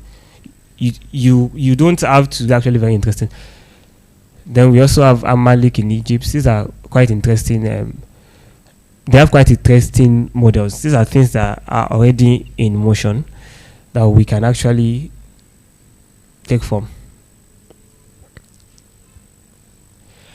And now, what should we be doing as actuaries? We must start to look beyond just to price and manage risks. Look, what the mortality rate, how many claims am I going to get, analyzing of experience, and managing uncertainties. We must start to ask ourselves, who are these people? What are the realities of our customers? we must start to, from the design stage, we must ask beyond the simple risk profile things. We must start asking, how will we get them to buy these products?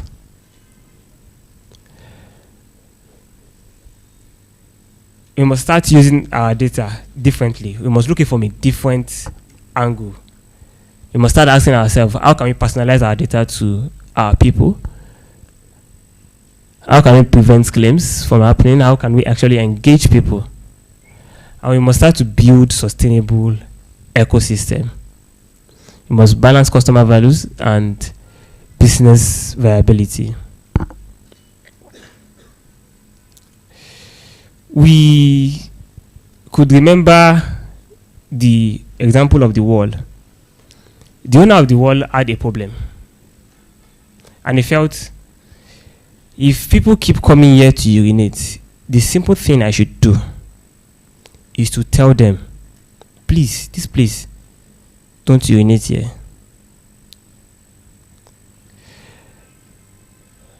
But people did not respond to that.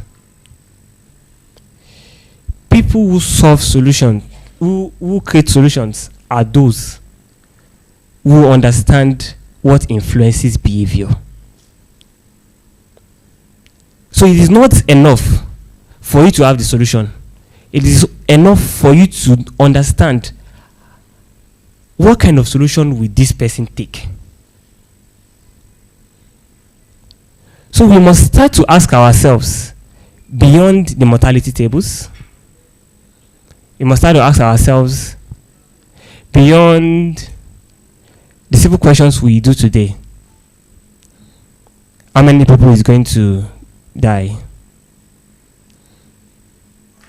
How many people we incur claims? We must start to ask ourselves the question, who are the people that are behind this risk? The future of insurance will be shaped by actuaries who do not only understand risk, but also understand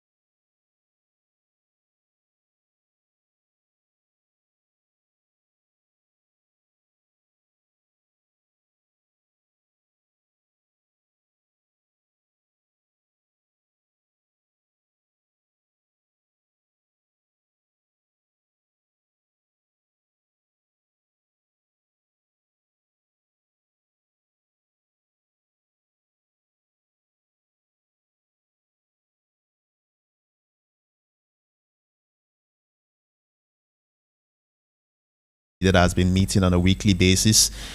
So this is not the first engagement, but this is the first time that we're discussing with all of you widely. But it won't stop today. The engagements will continue until the framework is finalized.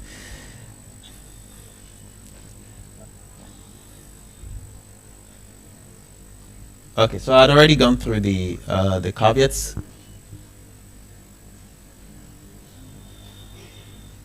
Where am I supposed to point it? This? Okay.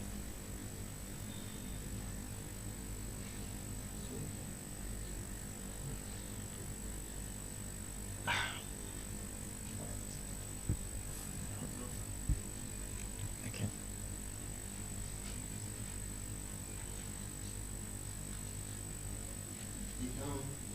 It's the down, not the up.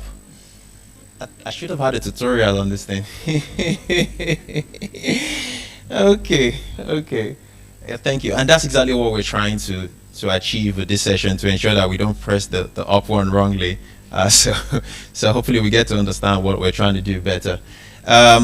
Firstly, let's talk through the objectives of the framework.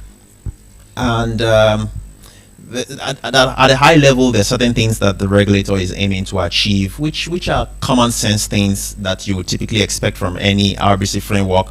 But it is important still to be very clear on them, because they form sort of guardrails around all of the work that we're going to do. Firstly, financial stability of the policyholder, which is reasonable. Then aligning the capital requirements to risk profile. What that means implicitly is that each person should be holding as much capital that is commensurate to the risk that they bring to the pool, and that makes sense.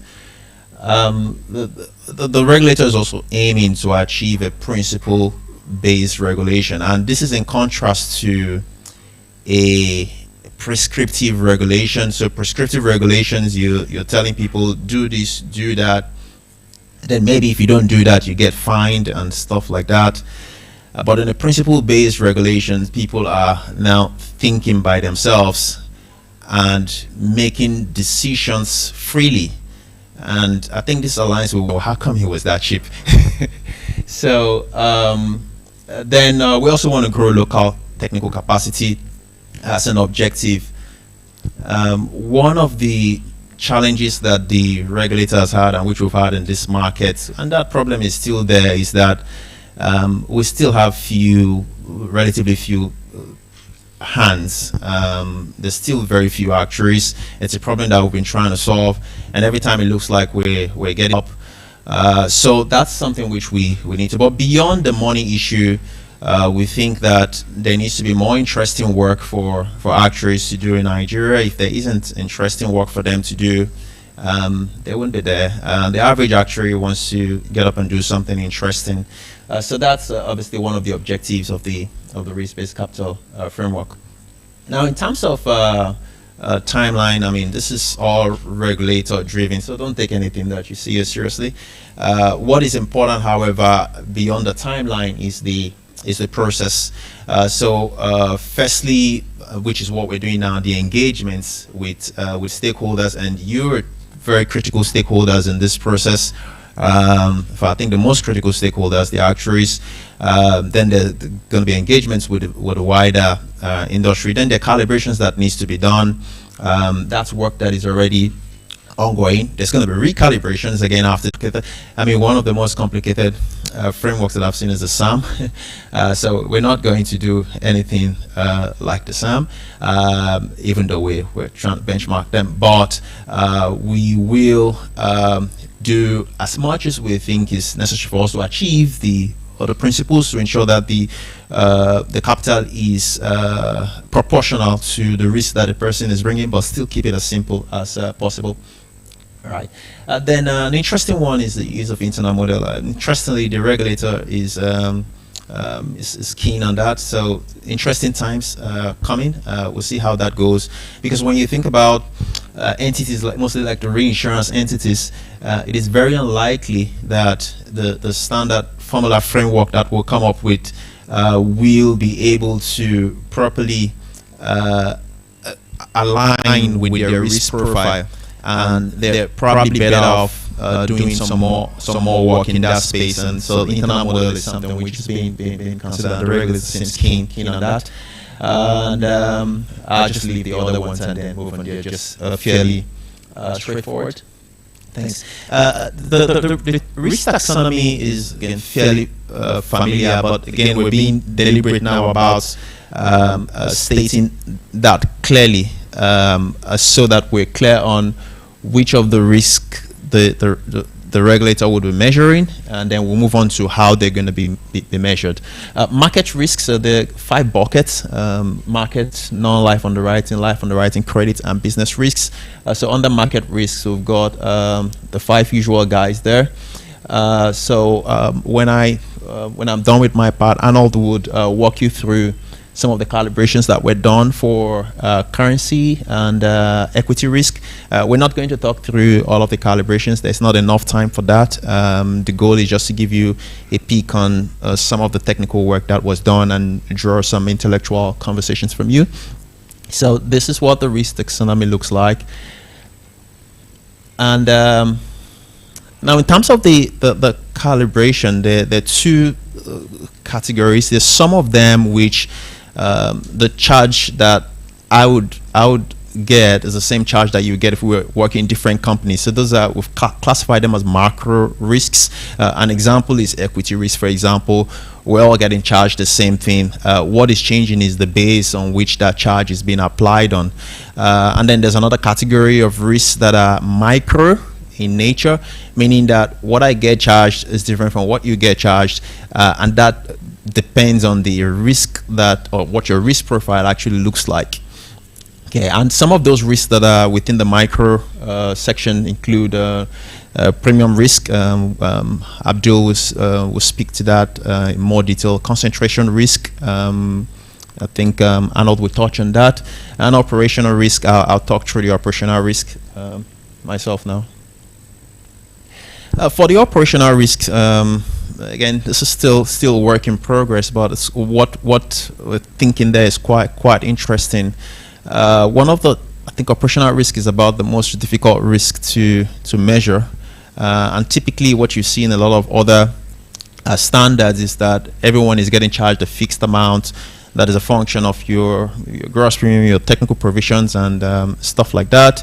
But the challenge is that it doesn't really reflect whether or not you're operationally good or operationally bad, and why that may be okay for more advanced economies, because everyone's generally principle driven and they're all about doing the right thing.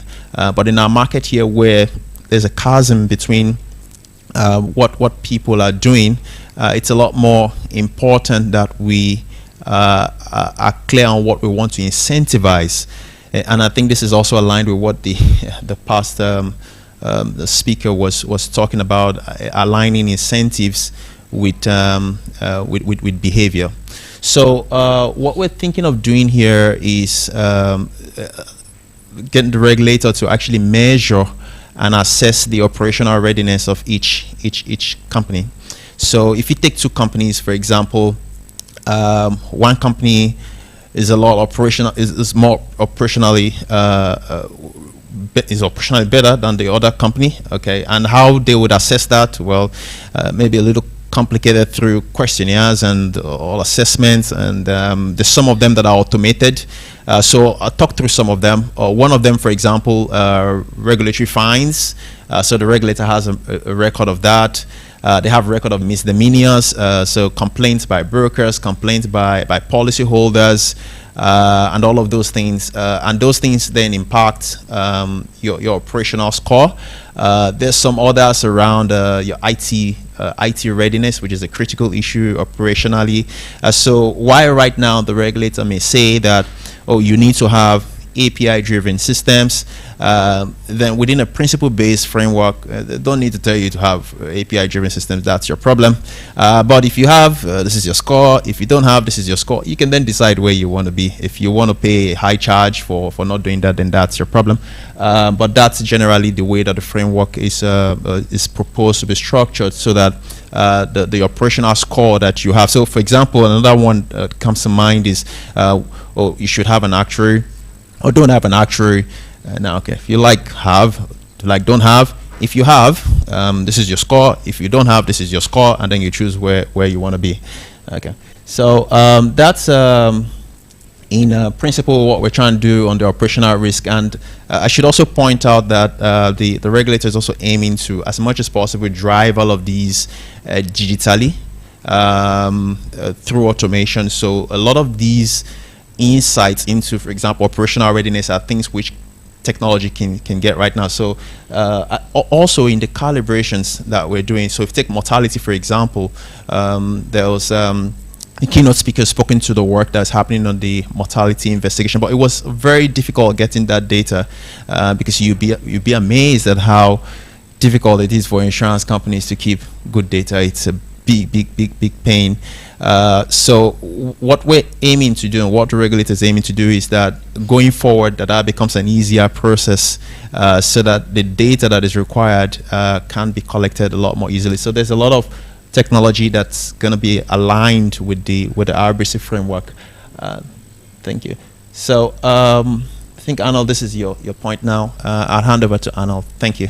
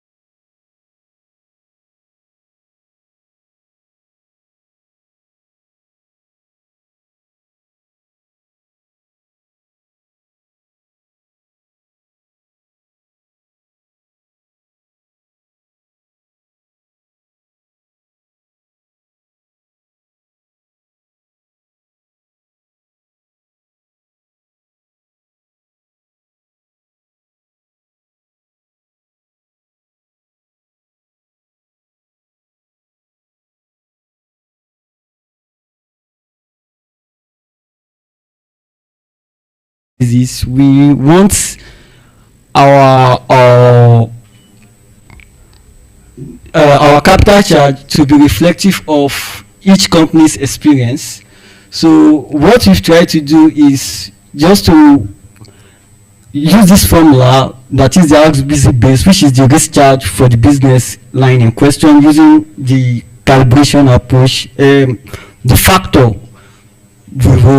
the draft factor, the factor on the standard deviation multiplied by the max of 1 and 1 plus the sensitivity factor, which is the alpha, then the deviation between the actual gross ratio and target gross ratio divided by the target gross loss ratio. And this has been explained by Arnold under the mortality risk, so I'll skip this. So going forward to the standard deviation for each premium risk and reserve risk. So for the premium risk, the methodology we've tried to use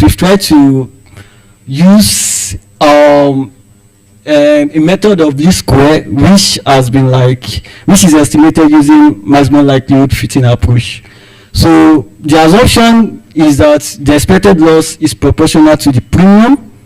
Then each company has a different but a constant expected loss ratio. Then the other assumption is that the variance of loss is proportional to the square of the end premium. And we've looked at another model where the variance of the loss is proportional to the end premium instead of the square of the end premium.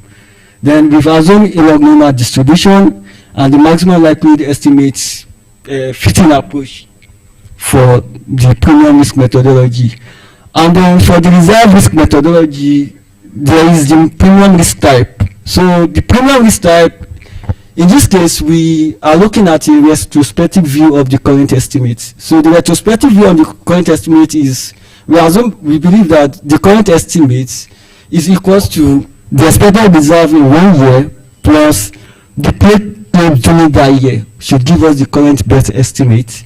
And then the other assumption is that the variance of the best estimate of claim outstanding in 1 year plus the incremental paid over 1 year is proportional to the current best estimate for claims outstanding. And like the premium risk methodology, we've used the maximum likelihood fitting approach. Now, the other method is the triangle-based method.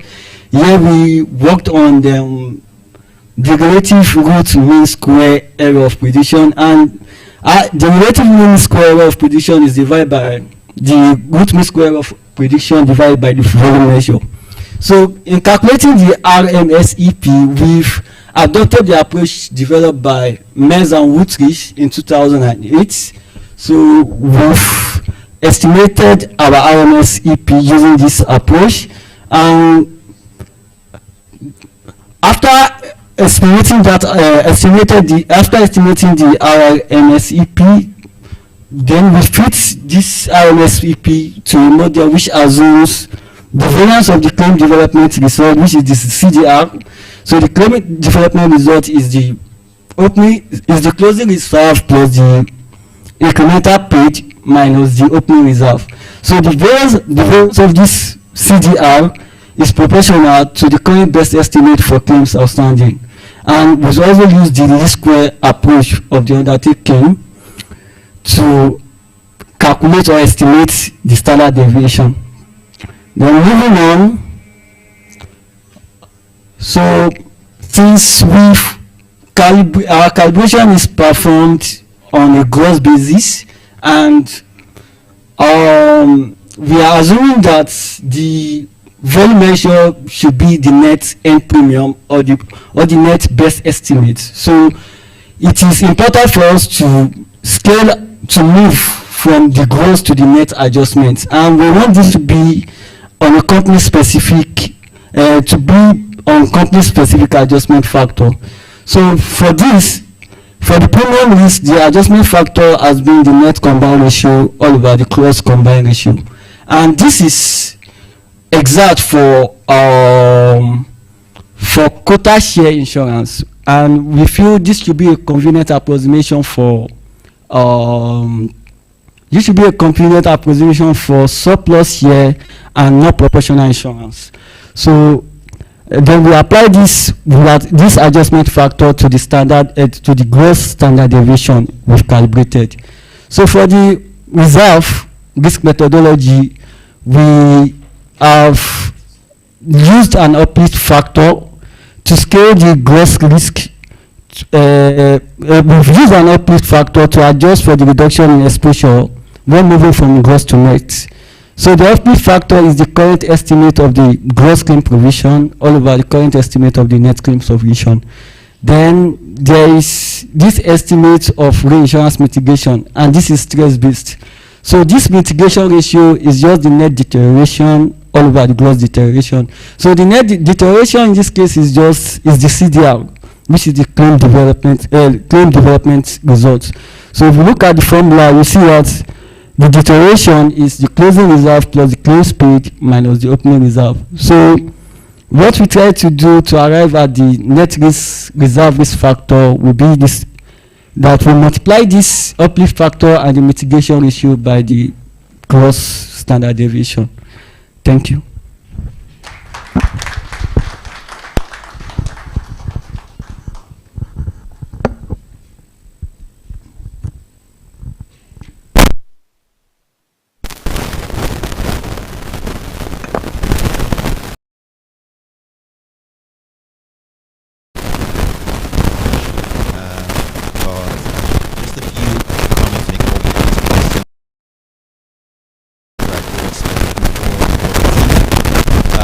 Firstly, stress that if you look at the Solvency II framework that you have out there is no RMC framework that is perfect. It's just a model at the end of the day, and the model is just a representation of reality. There will always be room for improvements. Also, we're working within a very tight timeline because you're aware of the recapitalization which is expected in July. The regulators need to immediately roll out the RBC framework. I mean, whether that will happen, that's timing, or whether it's going to be moved to see. What is clear is that the regulator is also conscious about not disrupting the market, so I think there may be some further consideration on the timeline there. So what we've tried to ensure happens is that there needs to be a process or a framework for regular reviews. I think there's likely going to be an RBC committee. What we have right now, 17 for the discount rate committee. Larry's laughing at me. I said IFRS. He says it should be IFRS. Okay, so I can't change. So there's likely to be a risk-based capital committee which would be responsible for the recalibrations. So if you take, for example, the equity risk that has been calibrated using the last 20-something years, 25 years data, by next year it's going to be 26 years. The next after is going to be 27 years, and then there may be a need to keep recalibrating. So the idea is that the framework is fluid. So that every year the regulator is checking whether or not those numbers are making sense. So, and there could be changes happening in the future. So in light of that, the plan is to do the much that we can do now and then continue to review in the future. Secondly, there's a lot of technical communication that has been made. Don't worry too much about it. I think you would have access to all of those documentation. So I do expect that the regulator will release as an appendix the documentation around the calibrations when the revised framework is released. But if you want to have a peek at what is there right now, you can reach out to us. We're happy to share with you, as long as you understand that it's not cast on stone yet and it is still work in progress. And if the aim is for an intellectual conversation, that is fine. That's all from us. Thank you very much. I think we'll take questions now. If there are any questions, I think we should have about 15 minutes or so before we go for lunch. Thank you.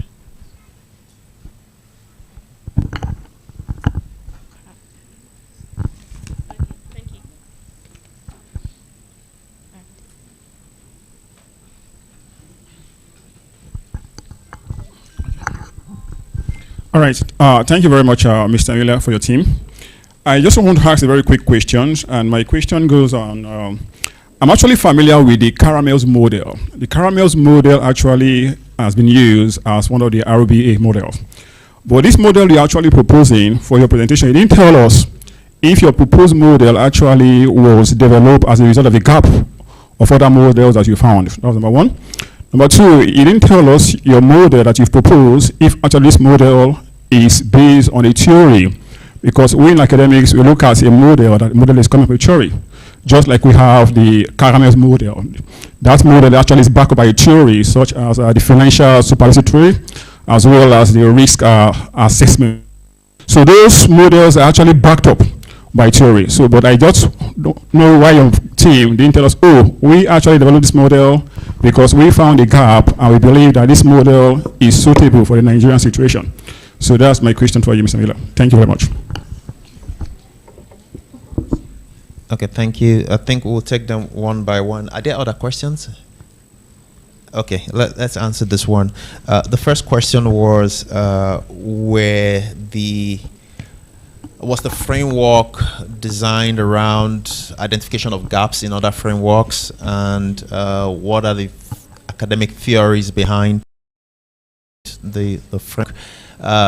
Firstly, well, I did mention the overall objective of the framework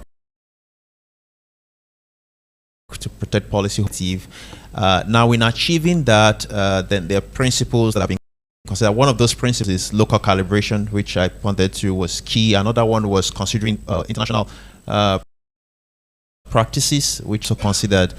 So within the principle of local calibration, calibration. We're conscious of what the other standards are doing, but we want to check that that applies to us locally. So if you take, for example, equity risk, I think the IIS was prescribing something in the 40s or so for the emerging markets.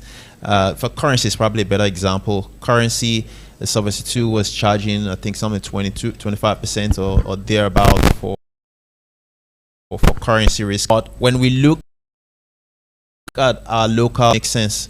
No, it doesn't make sense because those calibrations were done looking at USD against the pounds and the rest of them. But we've had a bigger swing historically.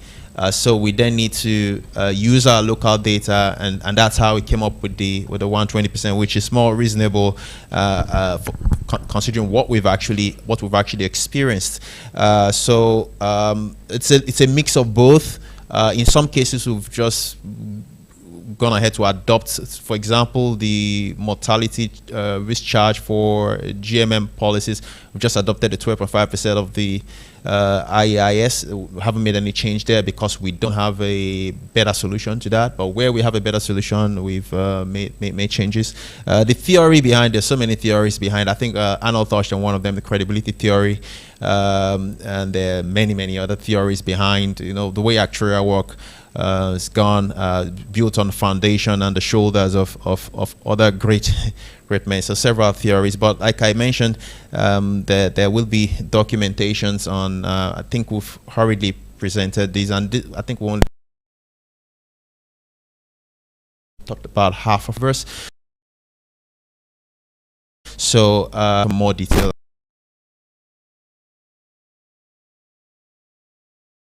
And we're happy to.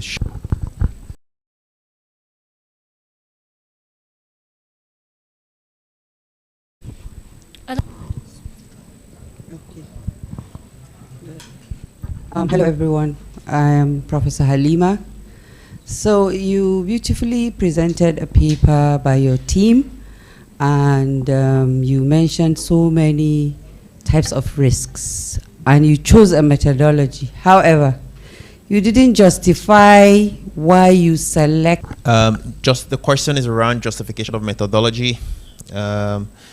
Yeah, I think you'll find some more detail on that in the documentation. There were thought processes around different approaches. You know, the one thing about actuarial work is there's always more than one way to achieve the same thing. And I think Arnold spoke to some of that in the currency risk calibration and the market risk calibration. There were 2-3 approaches that were considered. And then after looking at all of them, we've made an expert judgment on which one we think is looking more reasonable. On the expense creation, for example, like there are 3 approaches there. And those approaches, can we readily get data for? Okay, if we can't get data easily for that approach, it goes off. If we can get the data and what's the result looking like? Is the result making sense or not? And those are assessment at this point in time. Are you hoping to, when you developing the process, do you want to institutionalize those processes across all the individual insurance companies, or you then stay and you want companies to then go back and implement it internally? They need time to be able to develop these processes, the models, and interpret the framework. So in that case, in terms of the methodology that you've set out, the first one on the equity calibration, what you're representing, I don't know how many insurance companies are investing in your calibration. The charge for the currency, I think we need to revisit that. I will have to review the methodology again, the upside and the downside risk, because I think when the speaker talked about it, it could impact you the other way around, depending on the movement in the currency. So I think we need to look into that again. On the concentration risk, you talked about the threshold, and I think you mentioned 10%. Again, I think we need to look into that. The threshold should vary by the issuer. I will give you an example. You are charging them, then I think you're penalizing that company. So the threshold should vary by the counterparty's risk of default, if that makes sense. Something to look into. Then on the non-life, the presenter talked about the premium, the reserve, and the expense risk. Now, on the my take is that the expense risk is embedded in that. So I think also make that very clear so that we don't double charge. Because when you look at the reserve risk, it covers both your claims and your expenses. So when you now charge additional capital for expense risk, you're double counting that charge. Thank you very much. Thank you, Benjamin. I'll take it from the bottom up. The last one was on the non-life expense rate % charge on government bonds. The government bonds are excluded from that charge. Overexposure, the government bonds are not there, so it's just going to be your cash in bank, your equities, your property, single issuer property and stuff like that, but not government bonds. You were concerned about the high charge on currency. Well, I think the two perspectives there. The first thing is for us to ask ourselves whether or not it's a true representation of reality, and I think that's the fundamental issue. Have we actually experienced that sort of swing in our currency in the last 20 years? The answer is yes. Okay, so it is a representation of reality, but in terms of implementation, I think there's a risk there of misunderstanding. The charge is not on the total FX assets that you have. The charge is only on the exposed portion that you have. So if, for example, you had FX liabilities of $1 million and you had FX assets of $1 million to back that liability, that charge would effectively be zero. But if you had FX assets of $800 to match the $1 million liability, the charge would be on the 200 million, not on the 1 million. So when you think about it that way, it's not as bad as it appears. You can actually solve that problem easily by ensuring that you're FX matched.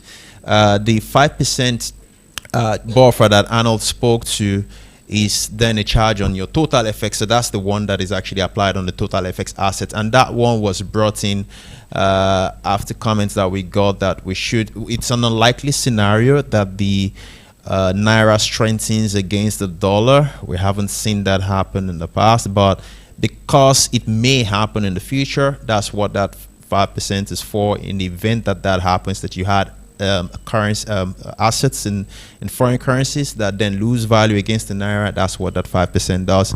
The next question that you asked was around the equity risk methodology. You were concerned that the JSE was considered at all. You would have expected that the local data was 100% used. So, well, I think it's a, and I think this comes to the question that the prof asked. It's an issue of theory and methodology. So, I mean, the issue is whether or not you're confident that the last 20 years gives us enough local data. We didn't think that it gives us enough local data.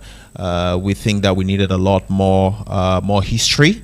And on that basis, we needed to do a credibility weighting on another index on the basis of the deviation across them. So that's the reason why the GSE was. But like Arnold said, initially the GSE wasn't the considered index. We had looked at the emerging markets index, but it didn't. Firstly, it wasn't giving us results that were reasonable in the first iteration that we had with the NASA RBC committee. So that comment came back that we needed to relook that, and we also found that the GSE was in Africa precisely, and it's a very liquid market, and we thought it was going to be a good proxy to use, and that's what drove that. The next question that you asked was around the implementation process. Do we anticipate that there's going to be a company-to-company implementation within the timetable or not? So, and I think that that's why these conversation is very important because, like I said, you guys are the most critical stakeholders in this process, and that's why we're having these engagements with you both at the committee level and now collectively. At the end of the day, you and I will be responsible for the company level implementations. NICOM is not going to go and do the company level implementations. You have to do that. So the earlier that we bring you up to speed, the better. And that's the reason why we need to deepen these engagements. But I do agree with you that conceptually, within the timetable, some time needs to be allowed for that implementation to happen. And I confirm that, yes, that is going to be allowed. I confirm that the plan, in fact, the DCT called this morning around this, the plan is not for the framework to be effective day one that it is issued. There's going to be some time when the companies can. So just the same way that the recapitalization had a deadline, that would happen. Your next feedback, you were concerned about the timeline being unrealistic. I'm aware of that. We're all aware, and the conversation that I had with the DCT this morning, he's concerned as well. So NICOM is not unreasonable. They are aware. I mean, unfortunately, there's a target that they needed to work to, but they understand that it may not be realistic. So nothing is cast on stone yet. We may see we just need to be as ready as possible, working night and day to make sure that we're as ready as possible. But I do expect that there may be some revisions on the timeline, but it's really up to the regulator to decide. Thank you. Sure, thanks. Thank you very much. Any other question for our speaker? All right. If you do have any other questions for our speaker, you can reach out to him during the lunch break. All right. Thank you so much for your patience.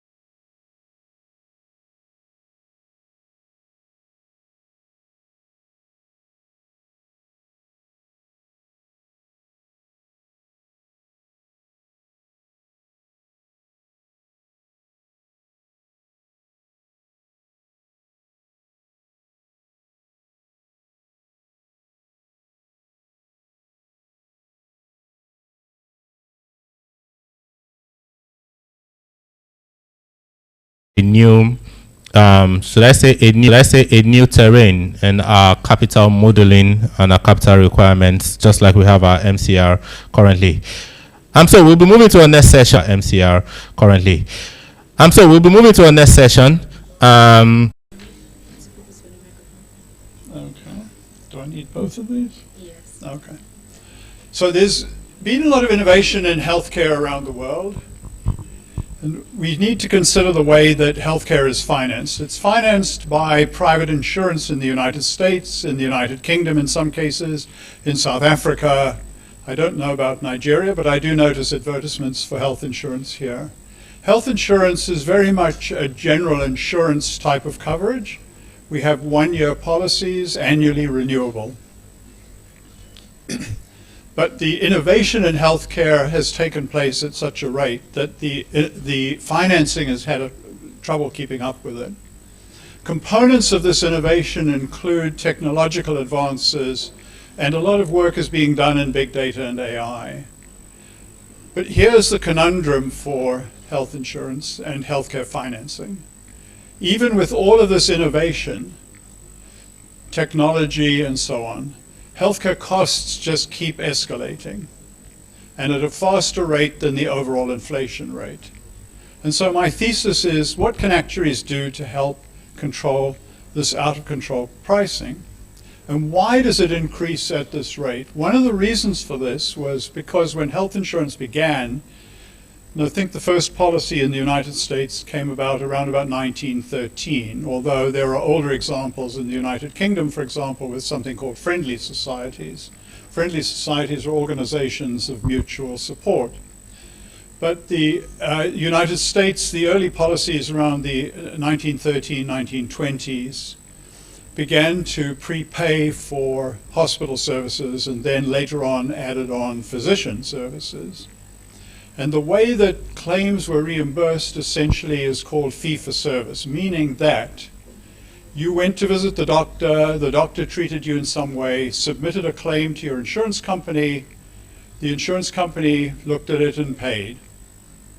And this was a recipe for escalating cost because doctors could, hospitals could, if they wished, generate revenue for themselves by simply providing more services.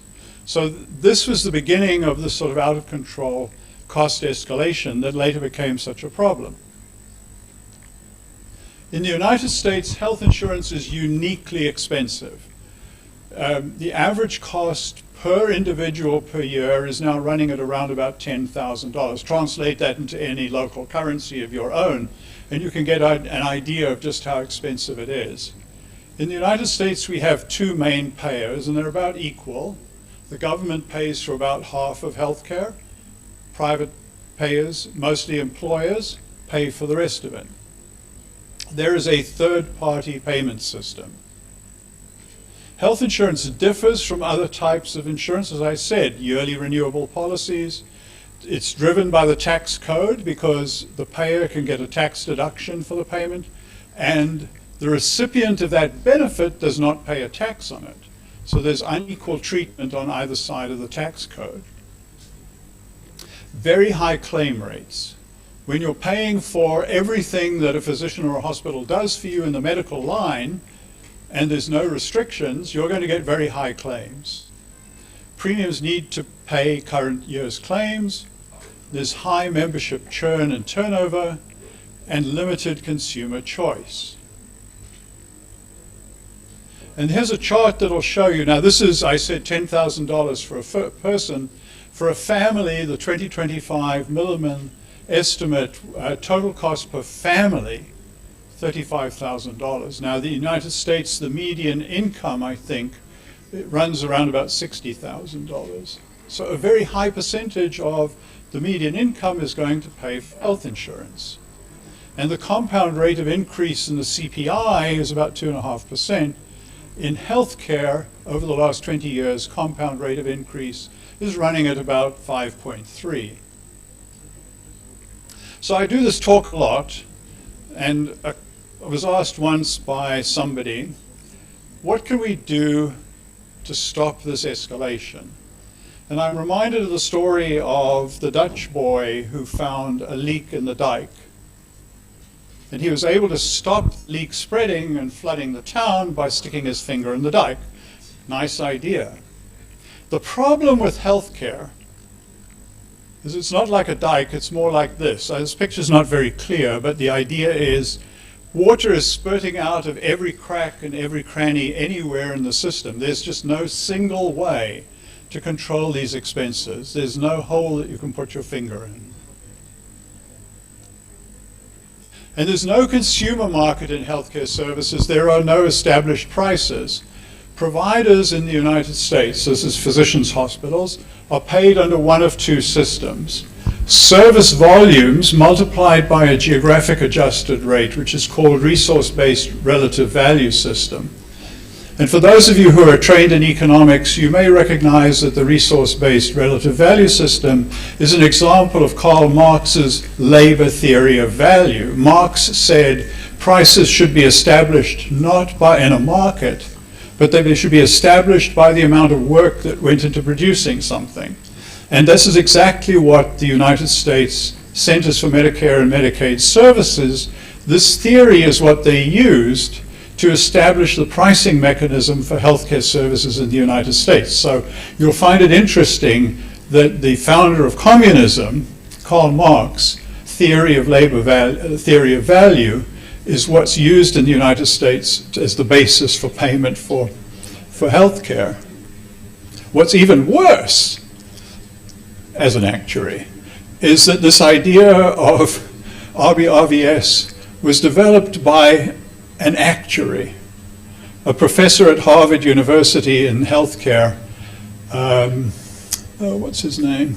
Bill Shao, who's an ASA, developed this way of reimbursing healthcare services, and he had to do it because there was no formal market, no supply and demand determining prices in the healthcare market in the United States.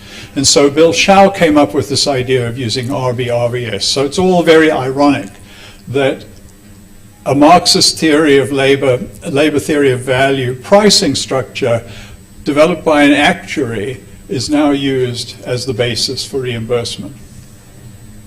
Anyway, and there's another system called DRGs, Diagnostic Related Groups, which is the way that hospitals are reimbursed, which works similarly. Those of us who are trained in economics, of course, know that in neoclassical economics, prices should be determined by consumer demand and perceived value. But one of the things that's absent from discussions of healthcare in the United States is this notion of value. How do you determine the value of a physician or hospital service to you? Discussion for another day.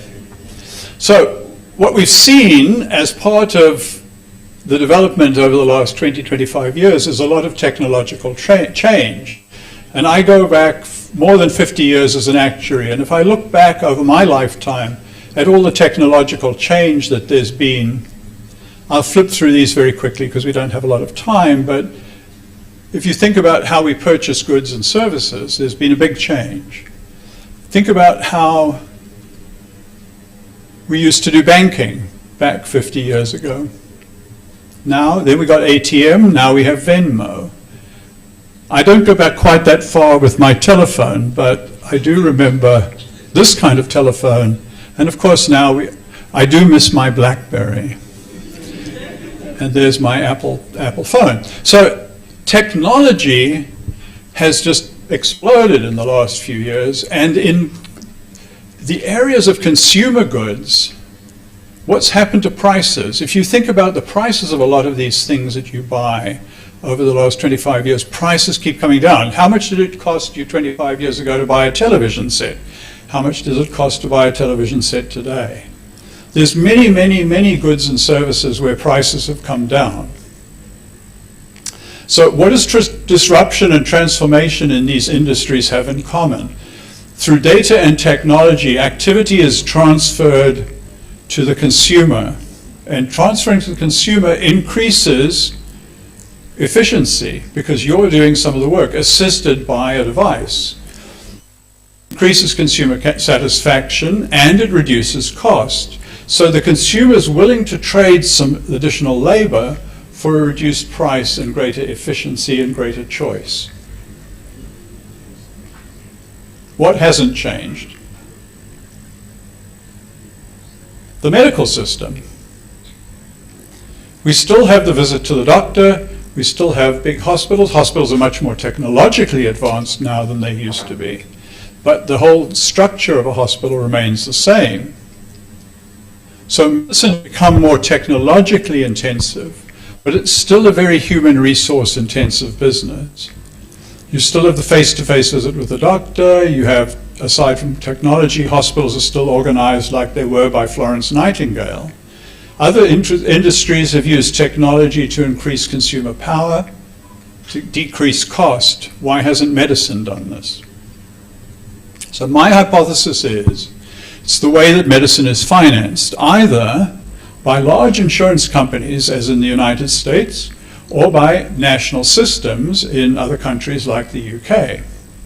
And in both cases, decisions are made for the consumer, not by the consumer. The consumer doesn't have a role in determining the value of these services and therefore the price that the consumer is willing to pay. So the result is that the traditional market mechanism, the price signal, just doesn't work. Consumers lack incentives to manage their health and their spending. There are three parties to the healthcare system: the patient, the provider, and the payer. And we'll look at how the risk is being transferred between these parties. So there's been a lot of innovation in healthcare. I won't go through this, we don't have time. But there's been there's an enormous amount of capital has been devoted, at least in the United States, to developing new technology and new innovative technology. But there's also been a lot of failures along the way. Healthcare economics are tricky. So economics matters in healthcare. Access to investment has led to developments that improve health and extend lives. The investment has tended to extend lives and not reduce cost. Healthcare at the point of delivery remains very human resource intensive, and that drives up the cost. Opportunities exist to reduce patient cost, but this is difficult.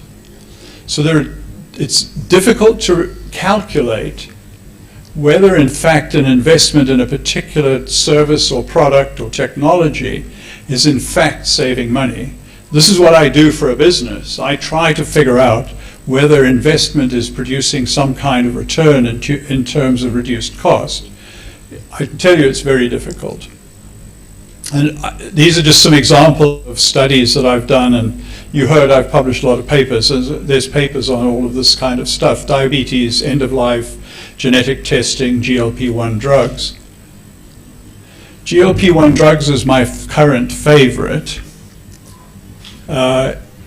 Something like half of the United States population is overweight or obese and is therefore technically a candidate for a GLP-1 drug that in the United States, a year's supply of GLP-1 drug at the list price costs about $12,000 to $14,000. Now, a payer can obtain a rebate, and the best rebate they can get is maybe 50% of that, which means that the patient or somebody is paying about $500 per month for this particular drug that is going to reduce their weight. Great idea. And the manufacturers of the drug are selling this to the payers with the notion that if you reduce somebody's weight, they're going to be healthier and they're not going to have a whole lot of health complications down the road. So I did a paper, I think, yeah, this is from a paper that I published a couple of years ago, looking at a cross-section of healthcare claims costs for overweight and obese patients with different health conditions. The idea being that if you can make the hypothesis being promoted by manufacturers is if you can get somebody's weight to be reduced, they're going to have fewer healthcare complications, they're not going to cost so much. Great idea. Okay, what does the data show? If you look at, this is too small, we won't go through it in detail, but the idea here is that for many, many of the kinds of conditions that overweight and obese people suffer from, like diabetes and heart conditions, there is really very little difference in cost between different levels of body mass index being the indicator of overweight or obesity. So you could reduce somebody's body mass index from some level down to some other level, and the papers, the published research on GLP-1 drugs show that the best you can get is maybe a 20% reduction in BMI. 20% reduction in BMI for a lot of these people doesn't get you much difference in terms of their cost. So these drugs are being promoted by the manufacturers. They're very expensive. Patients want them. They want to look better. They're being sold on the notion that there's a savings down the road. The actuary's role, I contend, in this picture is to bring some research, some facts to the discussion to show that this is in fact just simply hypothetical. Now, we don't yet have enough experience. I don't have enough data. I'm getting some data at the moment to see long-term how this all turns out. But I was trained as an actuary. I'm skeptical, and I'll remain skeptical until I see the data that shows me that this is going to work. Anyway, that's just an example of the kinds of healthcare economics that doesn't happen. I'll flip through these because this is just other examples. Whoops, going the wrong way.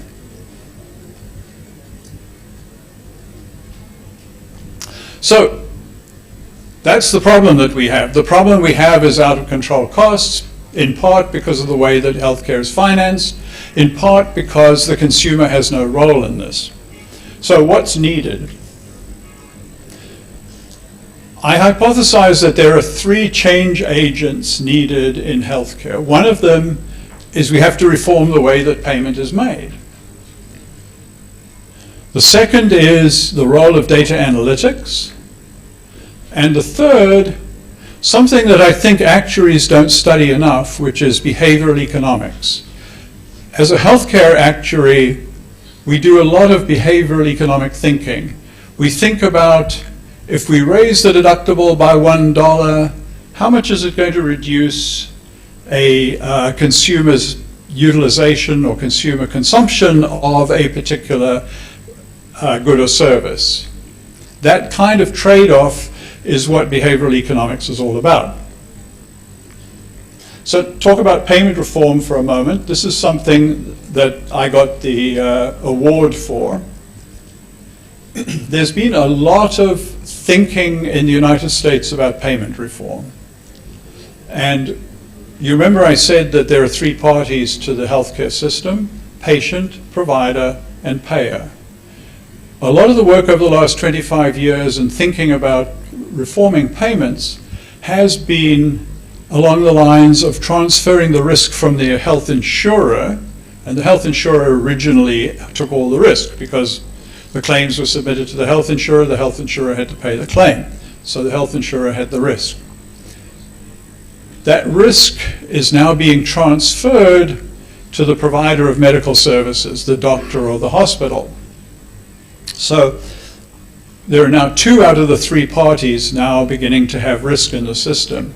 We're transferring risk from the insurer to the provider of services through examples like something that's called pay for performance. If we can determine how you're performing, we're going to give you a bonus, for example. In certain cases, we have contracts for what are called bundled services. If you go into the hospital to have a hip operation, a knee operation, it's a very discrete set of services with a beginning and an end. We can make a bundle of services out of that and pay you a fixed price instead of paying for each and every step of the procedure along the way. There's something called gain sharing, which is quite big. I'll explain more about that in a moment, because that comes up in a kind of structure called accountable care organizations. And then there's capitation. Capitation essentially will pay you a fixed price per patient per year. So this is the evolution of this risk transfer from the insurer to the provider. The Medicare Shared Savings Program was established by Centers for Medicare and Medicaid Services with the Affordable Care Act in 2010, Congress created this program to transfer the risk to the providers. And the notion being that we can start off at some level of cost. We can project where your cost is going to be next year. And if you can show us that your cost is lower than the projected cost, we'll share some of that gain, that notional gain with you.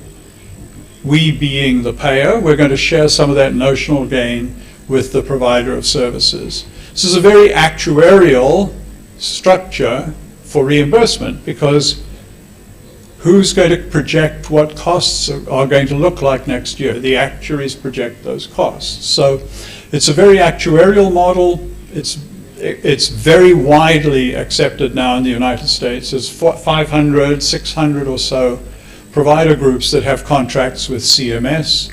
And the contracts have had some interesting results. What we're seeing, because CMS always is interested in trying to promote this notion of value, what we're seeing is fairly good results in terms of quality of services provided by these groups. We're not seeing a lot of savings. And one of the reasons for this, in my opinion, is that providers are good at providing care, but they're not good at economics. Improving patient identification and treatment costs money, and a lot of what happens with these new models is that the services simply increase. We find more people with diseases, conditions that need to be treated, we treat them, so we're actually driving up costs, not necessarily, somewhat like the GLP-1 example. Why these things may not be working as well as we hoped. But again, we're experimenting, we continue to experiment with new models. What's missing from this value-based contracting modeling, as I said, there are three parties to the healthcare system. Risk is transferred from the payer to the provider. The patient continues to play no role. The third person is missing. So I said there were three things. The first of those was the payment model. The second is data analytics. I've been practicing predictive modeling in healthcare now for about 30 years. There are just many examples in the United States where predictive modeling has improved service to customers, service to patients, and so forth. So we won't go into that in a great deal of detail. AI is beginning to be used by medical providers. We see a lot of it in radiology, we see decision support, we see diagnostic support. So the providers themselves are using AI now very frequently.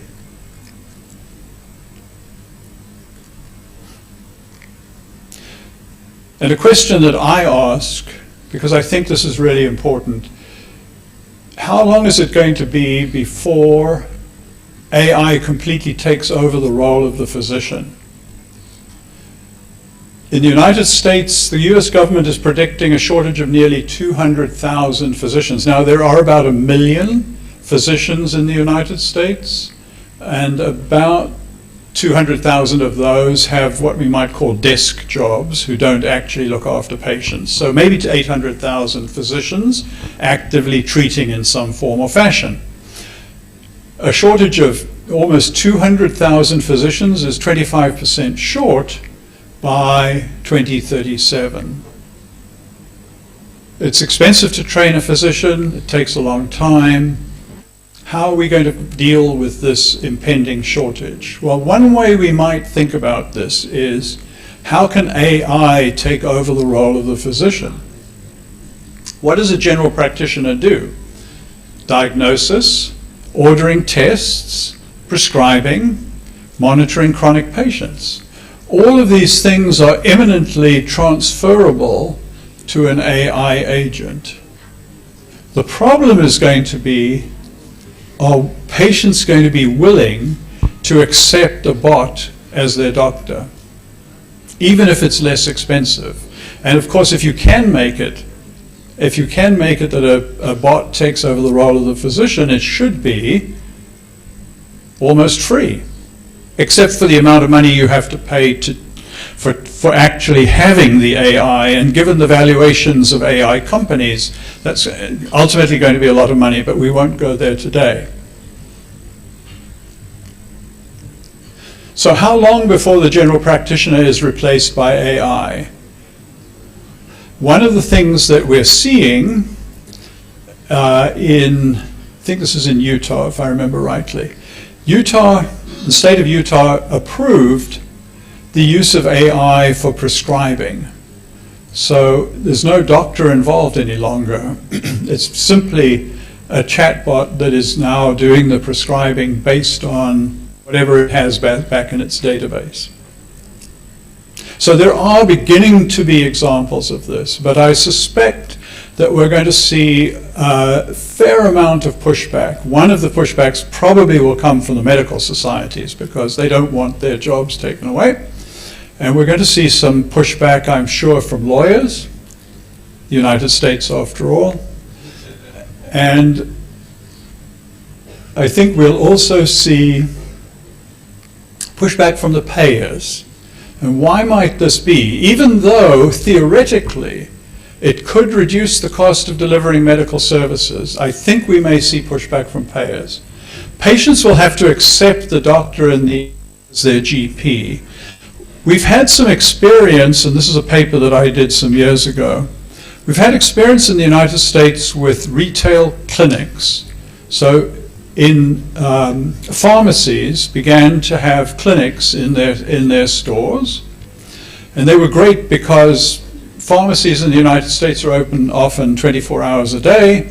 Physician offices are not. Physician offices open 9 to 5, 5 days a week. So if you need urgent services, you go to urgent care, which is relatively expensive, or you can go to a retail clinic and get services in a retail clinic less expensively. The problem with that model, and these retail clinics are well used. The problem with the model is the patient goes over the weekend to get service at the retail clinic, makes an appointment on Monday or Tuesday to go see their doctor for a second opinion. So instead of taking cost out of the system, the model actually added to cost in the system. So we're a little bit concerned that the same thing may happen with the AI doctor in the box. We may find that it actually drives up demand for regular physician services. But we'll see how that all works out. There's a long way to go before it becomes real. But there are a number of companies working on it, which I find exciting because I think I've been looking around myself as an investor to see who I can invest in because I think this is a potential winner. Okay, behavioral economics. I won't go into this in a lot of detail. There's plenty of examples. There's the famous example in the United States of the Rand Health Insurance Experiment from 40 years ago. What the Rand Health Insurance Experiment did was to look at the relationship between the provision of medical care at different cost levels to the patient and what were the consequences for the patient's health. And the Rand experiment showed that a 10% increase in cost sharing resulted in about a 2% reduction in spending. So this is the basis of sort of behavioral economics in healthcare pricing, health insurance pricing. There is some evidence that changing the payment mechanism from the patient perspective will cause some reduction in utilization of services. Individuals make mistakes in assessing their probabilities. They put too much weight on low probability events, and they can't distinguish between different types of price increases. So decision making over time is a challenge, and healthcare choices require incurring costs today to produce future benefits. Behavioral economics has shown that people tend to invest too little in activities because they put too much weight on cost today and too little weight on future benefit. The complexity of healthcare decisions creates a third area of difficulty. The standard health insurance plan is just a mystery to most consumers. Probably say the same thing about the standard homeowners and auto insurance plan too. So decision support is something, if we're going to make this new system work where the consumer takes more responsibility and we use these tools like AI to make consumers better consumers of healthcare, we're going to have to provide a lot of decision support. This is a paper that one of my partners wrote. We own a small decision support company, and that helps health plan members choose the right health plan. So what we find with behavioral economics is that incentives work, but the effect is minor. There's some, if you can incent physical activity, that has some positive benefits for patients, but again, all of these things are quite minor compared with the exploding costs of the underlying system. So this was a very quick run through since we have lunch coming up. How do we pull all of this together? How do we pull together payment reform, analytics, AI, behavior change? How do we make this work? One of the things that I find disappointing about healthcare actuaries is we don't think outside the box enough. We don't think about how do we design a better healthcare plan that will help to control costs, that will provide the necessary support for an individual's healthcare, but at the same time not allow this explosion in healthcare costs. So there are a couple of things that have come up recently that actuaries are thinking about or pursuing instead of accepting the status quo. One of these is multiple year contracts. Now, as I said at the beginning, health insurance contracts are like general insurance contracts, 1 year contracts. So that if you changed behavior, for example, or you changed the behavior of a provider, you're not necessarily, the contract itself is going to end before you necessarily see any result from it. So one way to capture that result might be through multiple year contracts. Multiple year contracts exist in some systems. The Germans have them, for example. So it's possible that if we could design a multiple year contract, and there are significant challenges to doing so, because of the churn of employees through the system. But if we could design a multiple year contract, there is a possibility that we could find a way for a provider to have a longer relationship with a patient and to actually produce a better result, health result. And then the second one that's come up recently is the idea, is a very old-fashioned idea of a no claims bonus. Is it possible that you could sell a health insurance policy at potentially at a slightly higher price where there was a dividend or a no claims bonus paid for those patients that didn't claim against their policies? So these are just a couple of ideas to throw out there to think about. I'm trying to get the SOA to run a competition in the next sometime this rest of the year for health actuaries who want to think about innovative policies, cash prizes, if you want to think about this. We've got to do something to get people thinking outside the traditional health insurance policy if we're going to do something about this problem. So, actuaries unfortunately don't have much of a role in tackling, really tackling or getting our arms around the cost problem, the quality problem. And it frustrates me enormously. The field is dominated by health economists, public policy people, and obviously government has a lot to do with it as well. And I think it's a misuse of healthcare actuarial brain power not to be thinking more constructively about these problems. Because we do focus, we're trained, health actuaries, trained to do traditional actuarial roles, pricing, reserving, and so on, operating within a structure that's been determined by the regulators. But we have to think more broadly than that. We do have to think about, is there another way to solve this problem? Is there another kind of policy that may provide better results for consumers, providers, and payers? The traditional economic tools, such as price signals and competition, don't seem to work in the healthcare market. And the dynamics, demand, supply, and cost are driving costs ever relentlessly upwards. And while there's been all this innovation, technological innovation in healthcare, they haven't limited costs. In fact, they just drive up costs more. AI can help maybe, but that's going to take time. Actuaries, I think, are well positioned to lead in this new world. We combine the three components. We know about payment reform, we're experts in data analytics and AI, and we know about behavioral economics.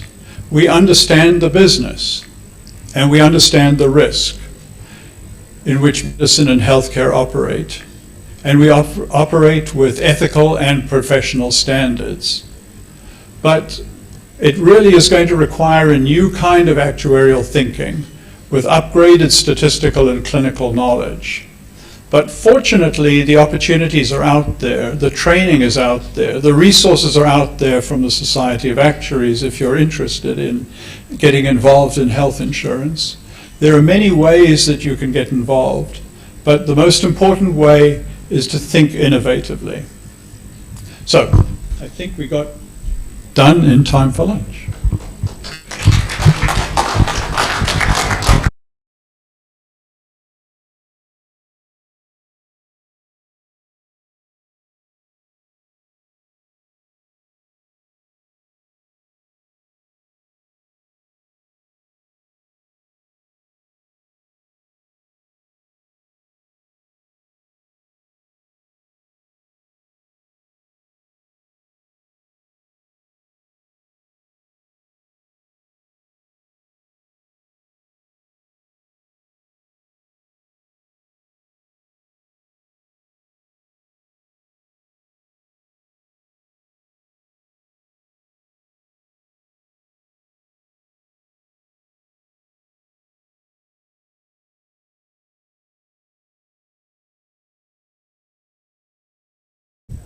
Adjusted geographic adjusted rates.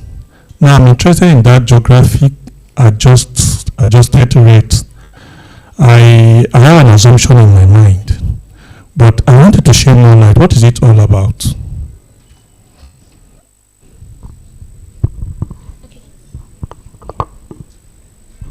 Sorry, what is the adjustment about?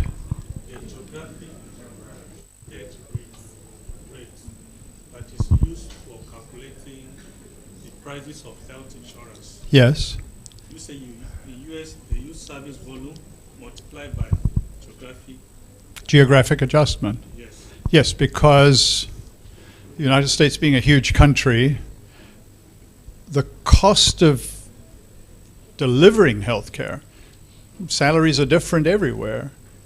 Costs of infrastructure are different everywhere. So urban areas, for example, are more expensive to deliver the services than rural areas. So there is a geographic adjustment that's made fairly broadly, at least at the urban-rural level, but within different counties and geographies, there's adjustments as well. So the prices are different? the base price may be the same. So pick a service. Office visit, $100. If you're in Los Angeles, New York, Chicago, the adjustment might be plus 20%. If you're in rural Tennessee minus 20%. But just allows for the fact that living cost of the doctor who's performing the service, the living cost is going to be different living in Los Angeles versus Tennessee. That's all it's doing. But the interesting part of it is, how do you determine the 100? And that's a sort of nationwide, they may do a nationwide average. It's the system, this sort of labor theory of value system says to provide an office visits are calculated in 10-minute intervals. So a 10-minute office visit provided by a physician with this level of training, then they come up with essentially a price which would reward the physician for years of study and blah, blah, blah, blah, blah, all that kind of thing. And that's what goes into the 100. And if it's 20 minutes, then it will double. And if it's provided by a specialist, then there's additional multiplier that gets added to that for the fact that the specialist has more training. Complicated system.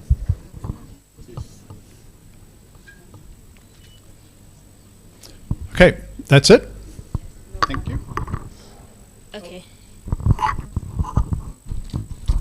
Oh, thank you, Duncan.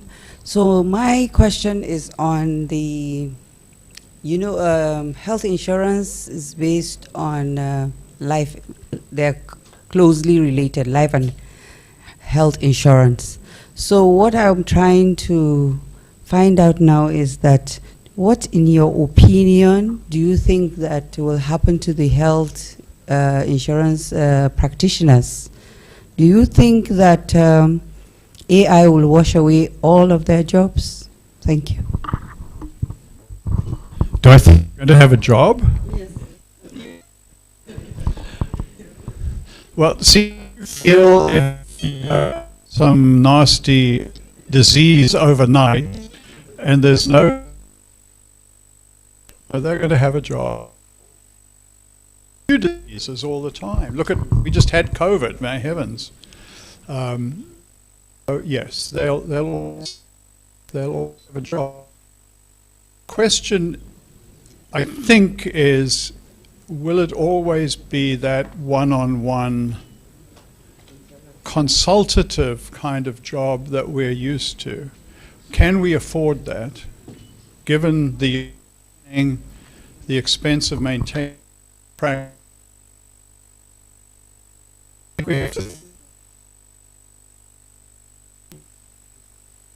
What could be transferred to you if you had AI in an app?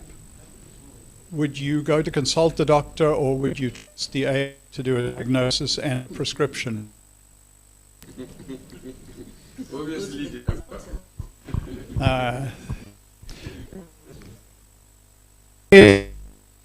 the physician. Tomorrow, I charge you. Go to see the physician, or would you use the AI? Behavioral. Any more? Okay, thank you very much, sir. Thank you. Mr. Jola.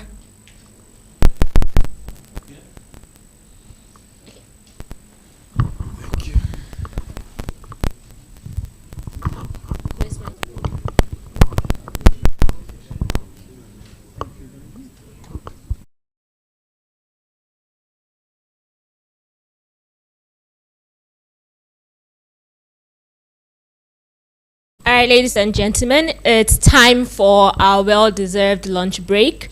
You can please use the back exit to get lunch outside in 2 rows, and we'll be back for our afternoon session in about 60 minutes.